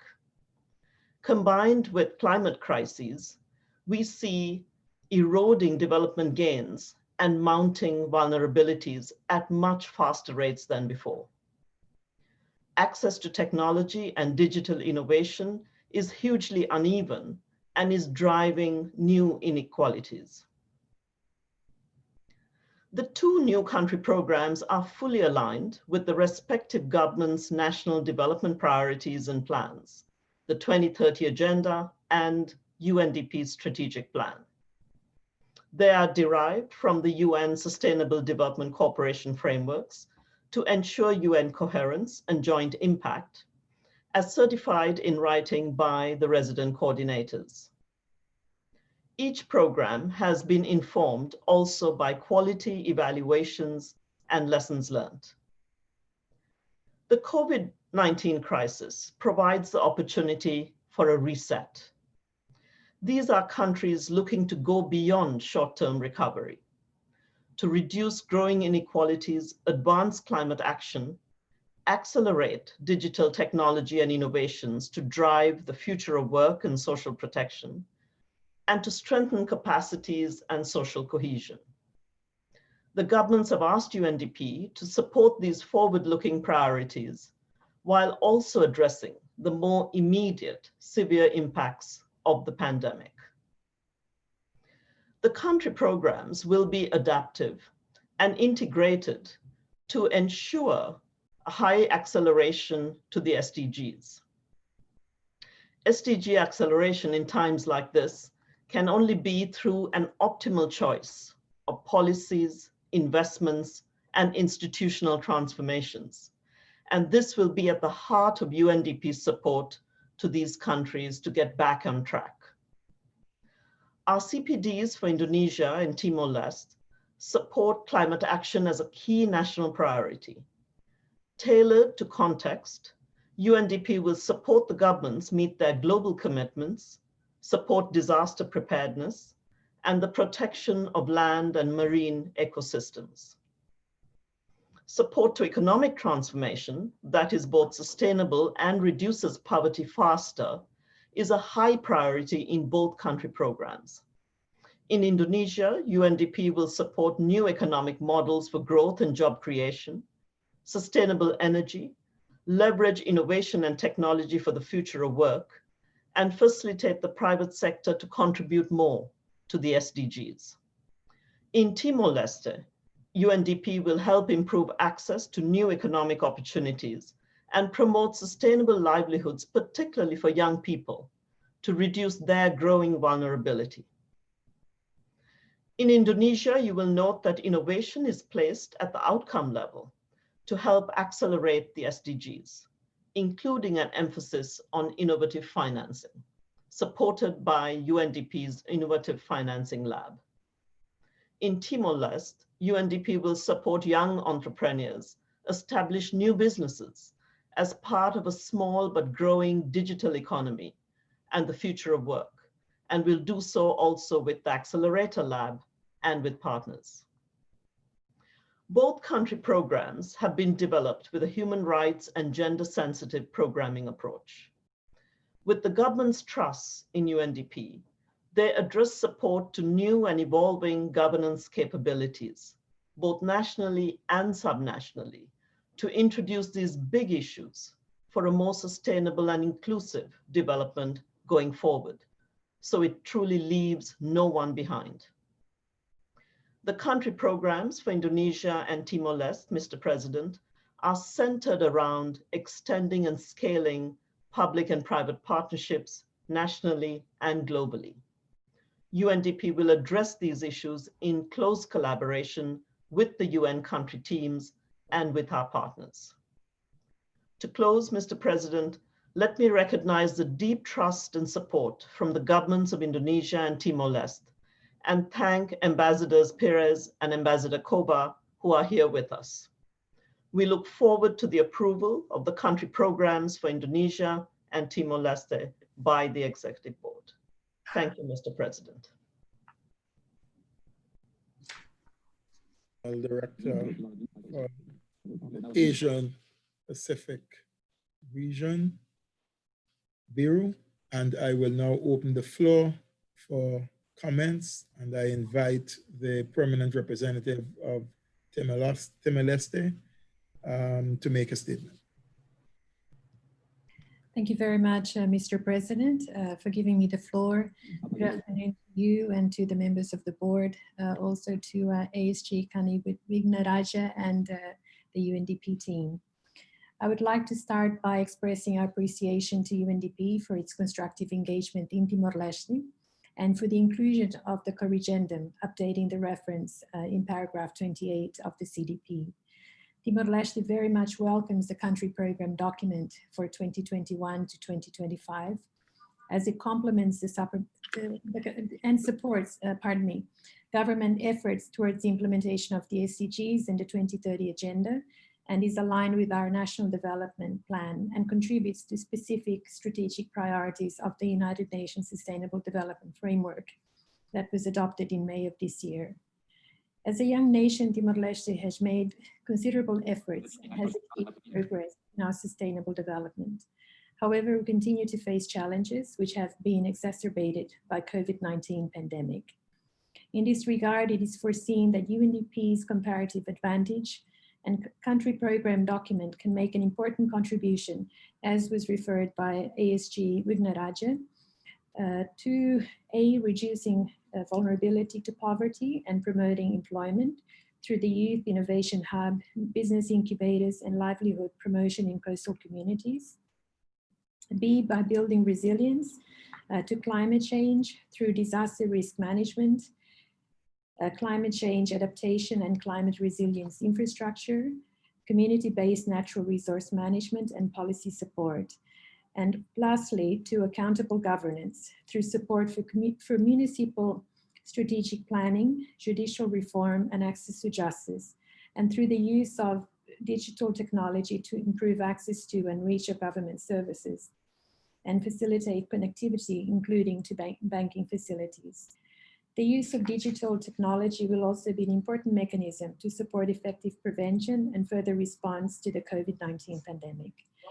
To conclude, Mr. President, we reiterate Timor-Leste's appreciation to you and the Executive Board and the UNDP for this opportunity to discuss the CDP, and to UNDP for its important contribution to Timor-Leste development. And we look very much forward to continued cooperation on the implementation of the CDP. Once again, thank you very much.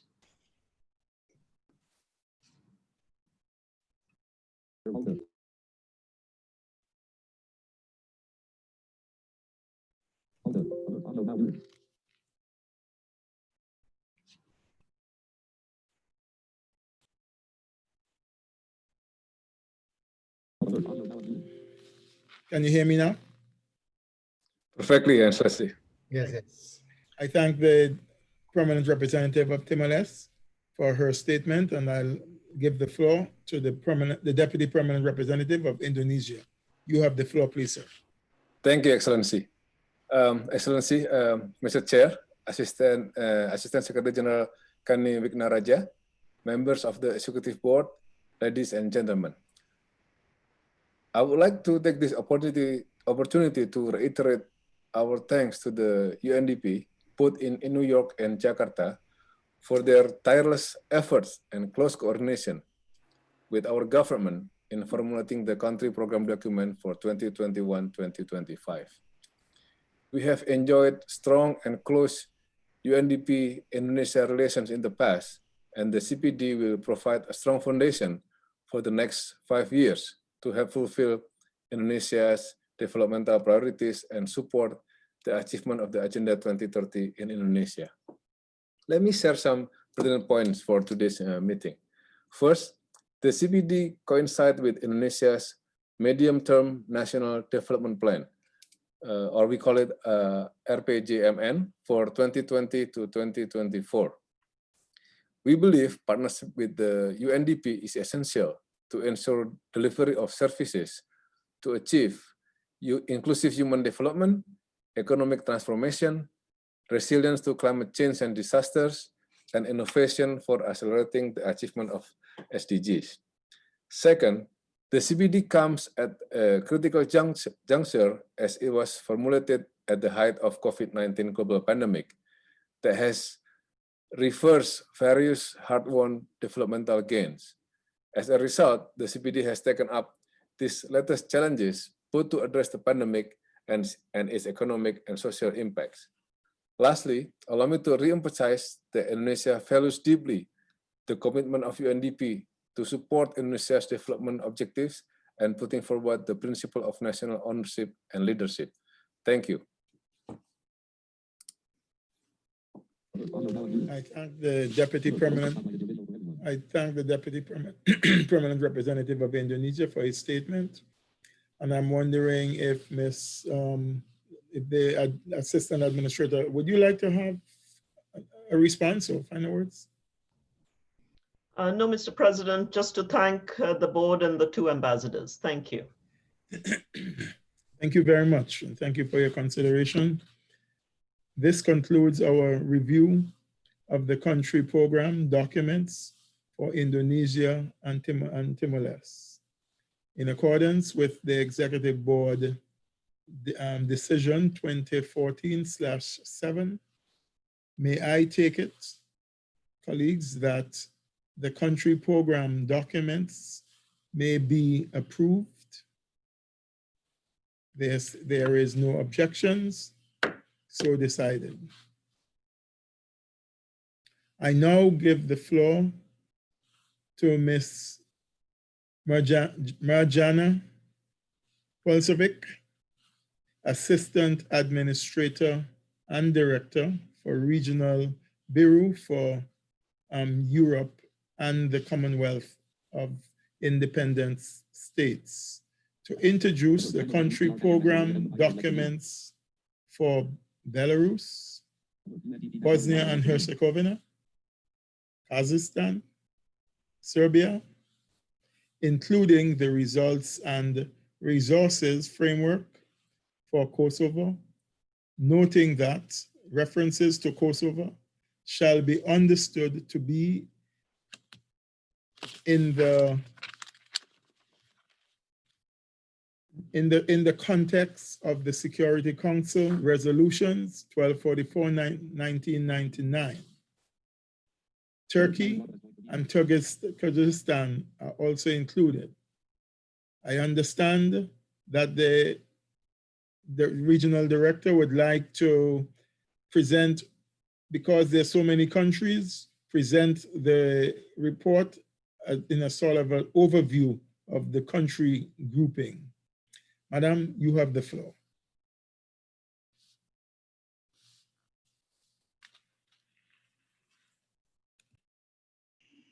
Can you hear me? Yes. Yes, okay. Mr. President, distinguished members of the Executive Board, as was mentioned, I have the great honor to present 6 UNDP country programs from the region of Europe and the Commonwealth of Independent States. For the Republic of Belarus, Bosnia and Herzegovina, the Republic of Kazakhstan, the Republic of Serbia, Turkey, and Turkmenistan. The CPD for Serbia includes a results and resources framework for Kosovo.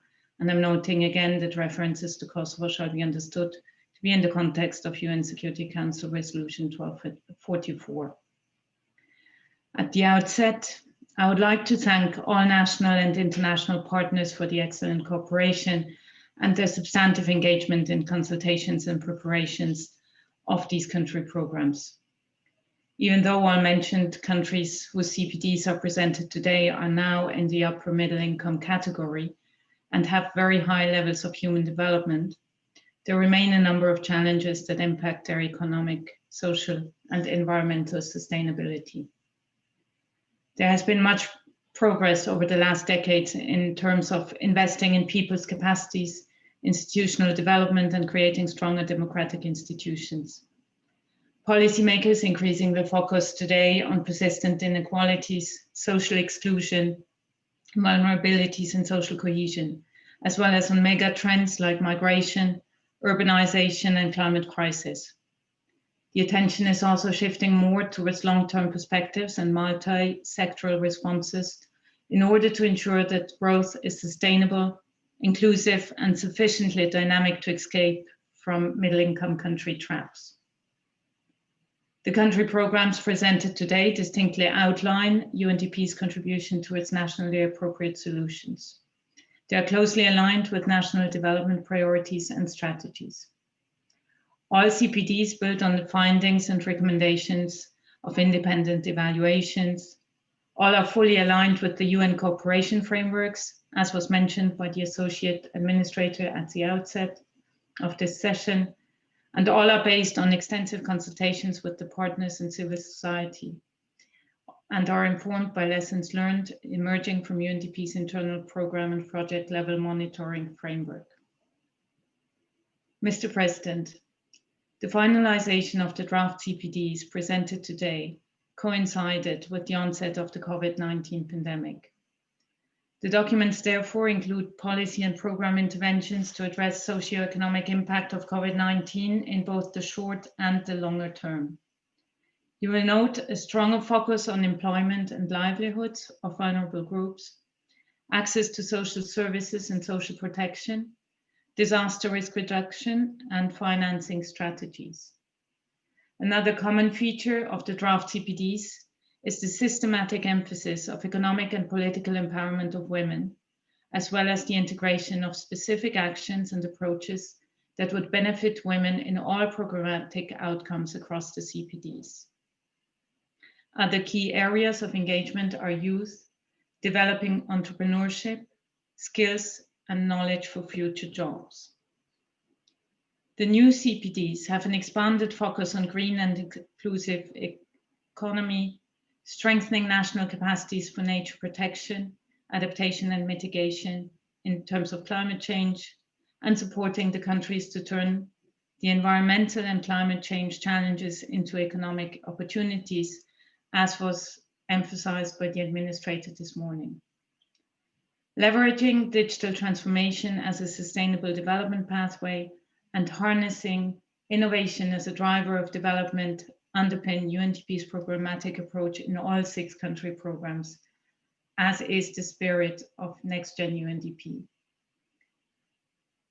Finally, all CPDs rely on collaborative platforms and partnerships with governments, civil society, youth organizations, MIA, research community, private sector and startups, international financing institutions, and of course, our partners from the UN family and national development actors. Hand in hand, we strive to accelerate necessary change and transformation in the region. The full extent of UNDP's programmatic outputs, partnerships and management priorities were presented in detail at the Executive Board Informal last week. As time is short today, I will therefore just broadly summarize the core areas where we see UNDP's role as a particularly significant one in the mentioned countries. First, economic development based on green and inclusive growth. Second, implementation of climate change mitigation and adaptation measures. Third, development of an effective digital ecosystem. Fourth, fuller participation of vulnerable groups in socioeconomic life. 5, as I mentioned, political and economic inclusion of women. And last but not least, building trust and mutual accountability through the rule of law, rights and duties agenda. Mr. President and distinguished members of the board, we expect that in the next few years, our work will be shaped by the consequences of the current pandemic. Its devastating impact on the economies in the region is already becoming evident. UNDP's focus will be firmly on the most vulnerable, and every effort will be made to mainstream and emphasize measures mitigating the effects of the crisis and to support governments in the management of their response. The anticipated financial envelope of the 6 CPDs together is $690 million US, with 10 million, less than 2%, coming from the UNDP regular resources. Government co-financing constitutes 1/3 of all planned resources, a testament to UNDP's long and successful track record and governmental buy-in and commitment. The remaining funds will be mobilized from UNDP's multilateral and bilateral donors, vertical funds, IFIs, and the private sector.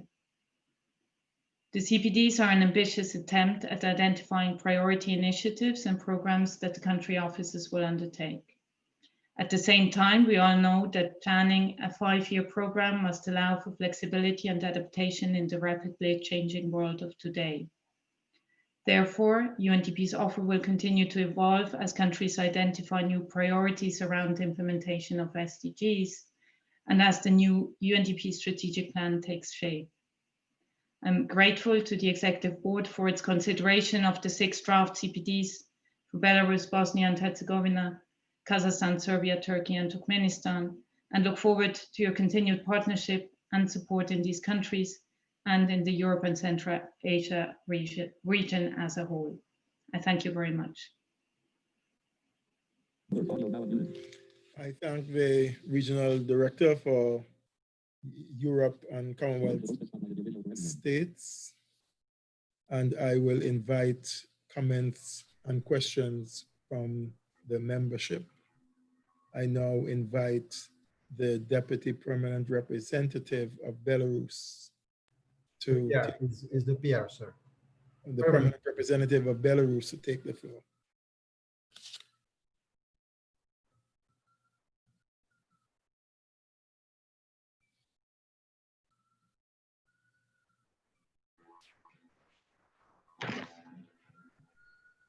Mr. President, Excellencies, distinguished Executive Board members, dear colleagues, the Republic of Belarus considers UNDP as our strategic development partner. We highly value a long-standing and constructive partnership between UNDP and the relevant Belarusian authorities as well as other stakeholders. For many years, Belarus has invested in socially oriented strategies, and as a result, in 2019, our country transitioned to an upper middle income country. We thank UNDP office in Belarus for valuable assistance provided to us while tackling the COVID-19 pandemic challenges. The government of the Republic of Belarus is strongly committed to the continued development of 4 major spheres of national priorities: green transition for inclusive and sustainable growth, climate change mitigation and adaptation measures, effective digital ecosystem and innovations, and productive employment and decent incomes. The new UNDP program document for Belarus for 2021-2025 is focused on these 4 interrelated crucial clusters and is also fully aligned with Belarus's national strategy for sustainable development for the period until 2035. In order to ensure national ownership, the new country program document was developed in close consultations with national authorities and representatives of various stakeholders, as well as in very close cooperation with the UNDP country office and the resident coordinator. Belarus expresses its support to the country program document for 2021-2025 and looks forward to constructively engage with UNDP in the course of its implementation. Let me conclude by reiterating our commitment to the effective and efficient cooperation with the UNDP at all levels. I thank you. I thank the permanent representative of Belarus for his statement, and I give the floor to the distinguished representative of Turkey. You have the floor, please. Thank you, Ambassador, for giving me the floor. I would like to thank you for this opportunity to speak to the Executive Board, and of course to Regional Director Eger for her overview of the country programs, including for Turkey. The long-standing cooperation between Turkey and UNDP dates back to the 1950s. And in the last 2 decades, Turkey has made great strides in inclusive and sustainable economic growth and improved its development profile. This has helped Turkey emerge as a global development and humanitarian actor. And of course, UNDP has been supportive in this process through technical assistance and resource mobilization, including during the implementation of the previous CPD. During this process, the SDG Impact Accelerator was launched and further strengthened in order to provide digital ID and sanitation for refugees. This SDG Impact Accelerator brought together government, private sector, civil society, and international community. UNDP's assistance has also been instrumental in the SDG integration in local service delivery and developing local climate change projects. UNDP has developed business models for digital transformation centers for SMEs, targeting Turkish and Syrian-owned companies in Turkey. Our joint efforts to assist Syrians under temporary protection is a crucial aspect of our collaboration. As the nature of our efforts towards Syrians in Turkey evolve from humanitarian to socio-economic development, UNDP's active engagement has become more fundamental. UNDP can achieve further impact on the ground by mobilizing additional funds in an efficient manner, particularly towards Syrians under temporary protection, as well as furthering its work on improving transparency and efficiency gains in line with the UN Development System reform. Together with UNDP, we will further our efforts to enhance the role and capacity of the Istanbul International Center for Private Sector in Development in the promotion of public-private partnership at the local, regional, and global level. We believe that UNDP will continue to work effectively towards improving the integration with other UN agencies on the ground, including the resident coordinator. I would like to thank you once again, and we look forward to the effective implementation of our new CPD. Thank you, Mr. Chair. I thank the Deputy Permanent Representative of Turkey for her statement, and I will return to the Director to see if she wishes to make any response or final summary of the responses to the questions.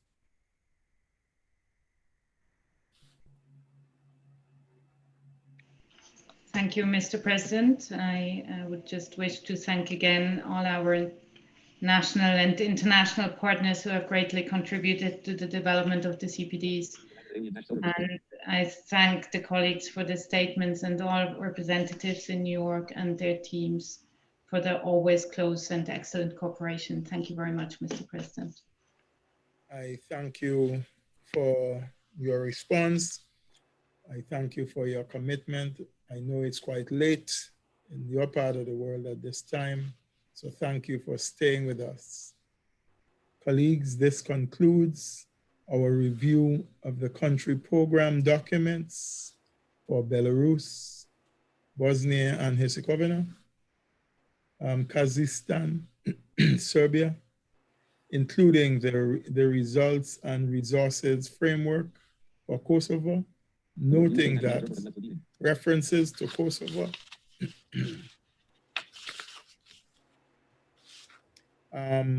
shall be understood to be in the context of the Security Council resolutions 1244, 1999.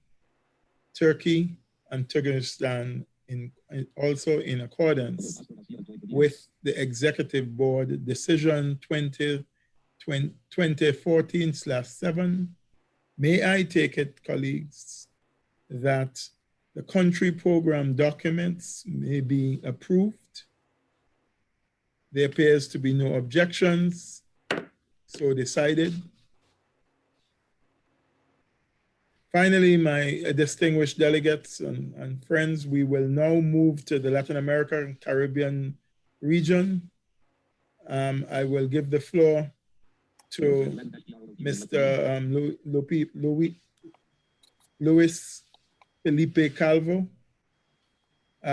Assistant Administrator and Director for the Regional Bureau for Latin America and the Caribbean, to introduce the country program for Colombia. Thank you very much, Mr. President. Distinguished members of the board, excellencies, and colleagues. It is a pleasure to join you today to present the draft country program document for Colombia for the period 2021-2024. We are particularly grateful to the distinguished representatives of Colombia, particularly to Ambassador Fernandez de Soto and all his team, and through him to all the authorities in the country for all the support we have received during the preparation of this document. This process has been demanding and very rigorous, and it promises an integrated attention to important development challenges in the country, a country that is clearly on a solid development path and has recently joined the OECD, but continues to face important structural problems. UNDP is honored to continue supporting and deepening our partnership with Colombia through the new cooperation framework we present today. With the Sustainable Development Agenda as our aspiration, the appropriation of the agenda at the national and subnational levels requires interpreting the greatest challenges and obstacles faced by countries to achieve development. This is more important and complex than ever as the country and the region face the compounding impacts of the COVID pandemic. As everybody knows, Latin America and the Caribbean have become the epicenter of the pandemic, which has collapsed health systems, resulted in deep economic recession, and strained social protection and fiscal systems. This is indeed a systemic crisis, a test for governance, and as such requires a systemic response. The document we're presenting today is a result of extensive and intensive consultations led jointly with national authorities. The document is aligned fully with national priorities and the United Nations Cooperation Framework, as well as the UNDP strategic plan, and points towards progress of the 2030 Sustainable Development Agenda. The strategy supported in this country program focuses on the most disadvantaged regions and serves the most vulnerable populations based on gender, ethnicity, and with a human rights focus and environmental sustainability. This country program supports government efforts to stabilize and consolidate the territories affected by violence and poverty. The country program that we're submitting for your consideration today responds to Colombia's development needs and challenges as a high middle income country and is fully aligned with the national priorities established in the National Development Plan 2018-2022. Notwithstanding the significant progress made in consolidating itself as a country with a high human development index, and precisely because of its middle country status, Colombia today faces challenges integrating effective efforts to combine economic growth, peace, social progress, and environmental sustainability throughout the territory. The country document we're presenting today aims at supporting Colombia through cross-cutting gender, ethnic, human rights approaches to consolidate the territories affected by violence and poverty. very solidly within the peace and legality policy followed by the government, with a strong emphasis on the development of lagging regions. It also aims to integrate and reduce socioeconomic vulnerable challenges for Venezuelan migrants, Colombian returnees, and host populations, and to strengthen institutional and technical capacities at national and local levels to accelerate the implementation of prioritized sustainable development goals. Our hope is that we can support Colombia to stabilize and consolidate lagging behind territories, turn Venezuelan migration into an opportunity for development while advancing in the implementation of the 2030 agenda. Of course, besides these priorities, it is necessary to strengthen social cohesion and livelihoods in the context of COVID-19 response. UNDP stands ready to support and mitigate the immediate effects of the pandemic while examining medium-term implications. I want to also emphasize all the leadership of our resident coordinator and the collaboration with other UN agencies, funds, and programs, particularly in the context of this document with UNFPA, with UNICEF, WFP, FAO, WHO, PAHO, and UNODC. We are maximizing synergies to ensure consistency in our interventions. Mr. President, for the period 2021-2024, this country program has allocated $300 million US, out of which only $808,000 are UNDP regular resources. A total of $142 million US will be financed through government cost sharing, and $157 million are expected to be mobilized by the country office from other sources. Mr. President and distinguished delegates, I now submit for your consideration the country program document for Colombia, which would allow us to continue our development cooperation with the country.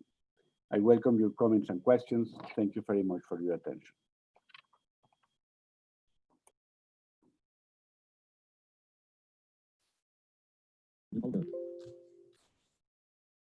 I thank Felipe for his presentation. And I will open the floor, but at this moment, do we have anybody, Joey? We do have the distinguished permanent representative of Colombia, sir. Indeed. I give the floor to the permanent representative of Colombia. Thank you, Mr. President, Excellencies, members of the Bureau, of the UNDP Executive Board. I would like to express on behalf of the government of Colombia our gratitude for the approval of the country program document at this second ordinary session of the Executive Board. The government of Colombia has been deeply committed to the reform process of the United Nations Development System, and it is worth noting that in the UNDP Colombia team, we have found strong support for said reform. On March 19, my government and the UNDP signed the new cooperation framework for sustainable development 2020-2023, and this is the main instrument to guide cooperation with the UN system for the next few years. That is going to happen in 3 areas of interest: stabilization, peace with legality, migration as a factor of development, and acceleration of catalytic SDGs. In response to the reform mandates, the government of Colombia, the Office of the Resident Coordinator, and the UNDP office formulated during this semester, during the semester of this year, the new country program for the period 2021-2024. In this context, I would like to reiterate our recognition for the leadership and vision of Luis Felipe López Calva, Regional Director for Latin America and the Caribbean, and to Jessica Falletta, the Coordinator Resident, for her extraordinary leadership in the coordination of all the agencies in Colombia. Both played a very important role in the elaboration of this CPD.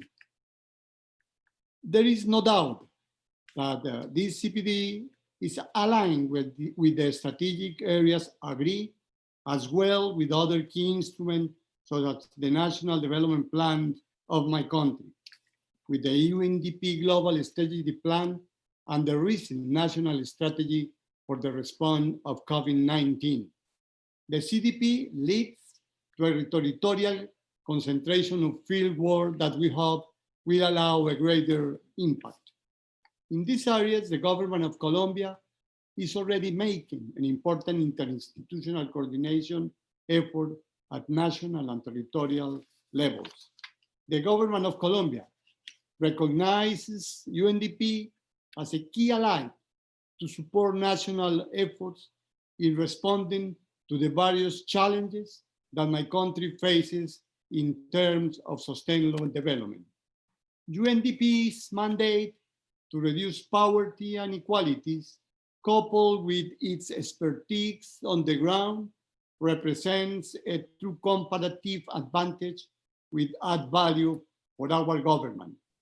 We deeply wish that UNDP continue to be the lead agency of the country team in Colombia for the implementation of the reform.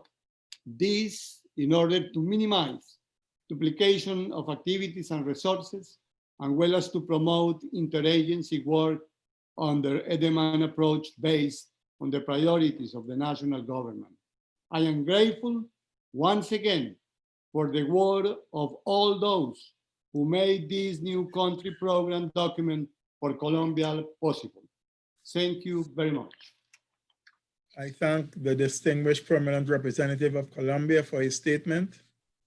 And as we have no further statements from members of the floor, from members of the board, Felipe, would you like to respond?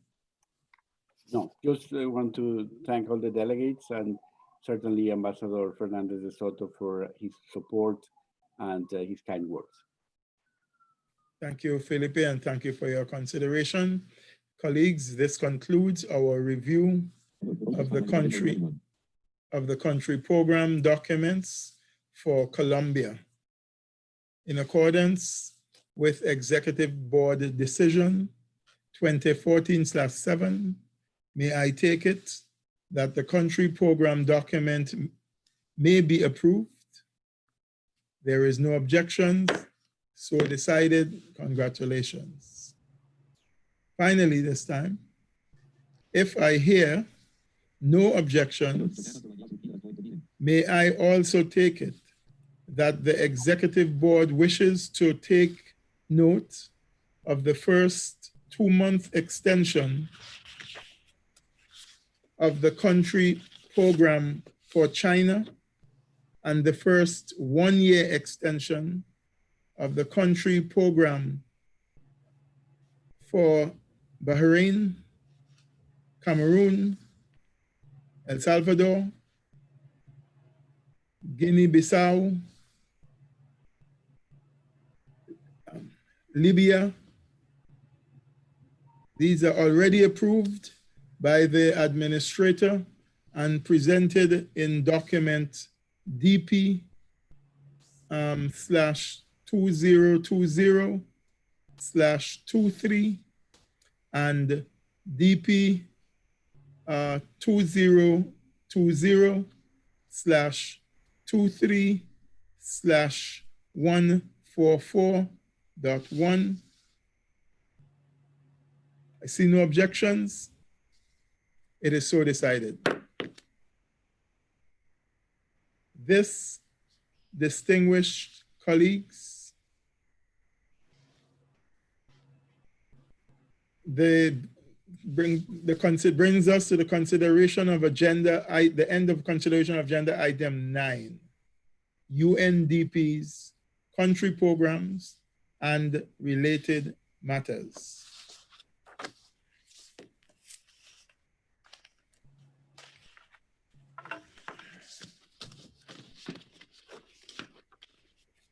This is the end of the day's proceedings, and I bring, unless Jordi, do you have any housekeeping?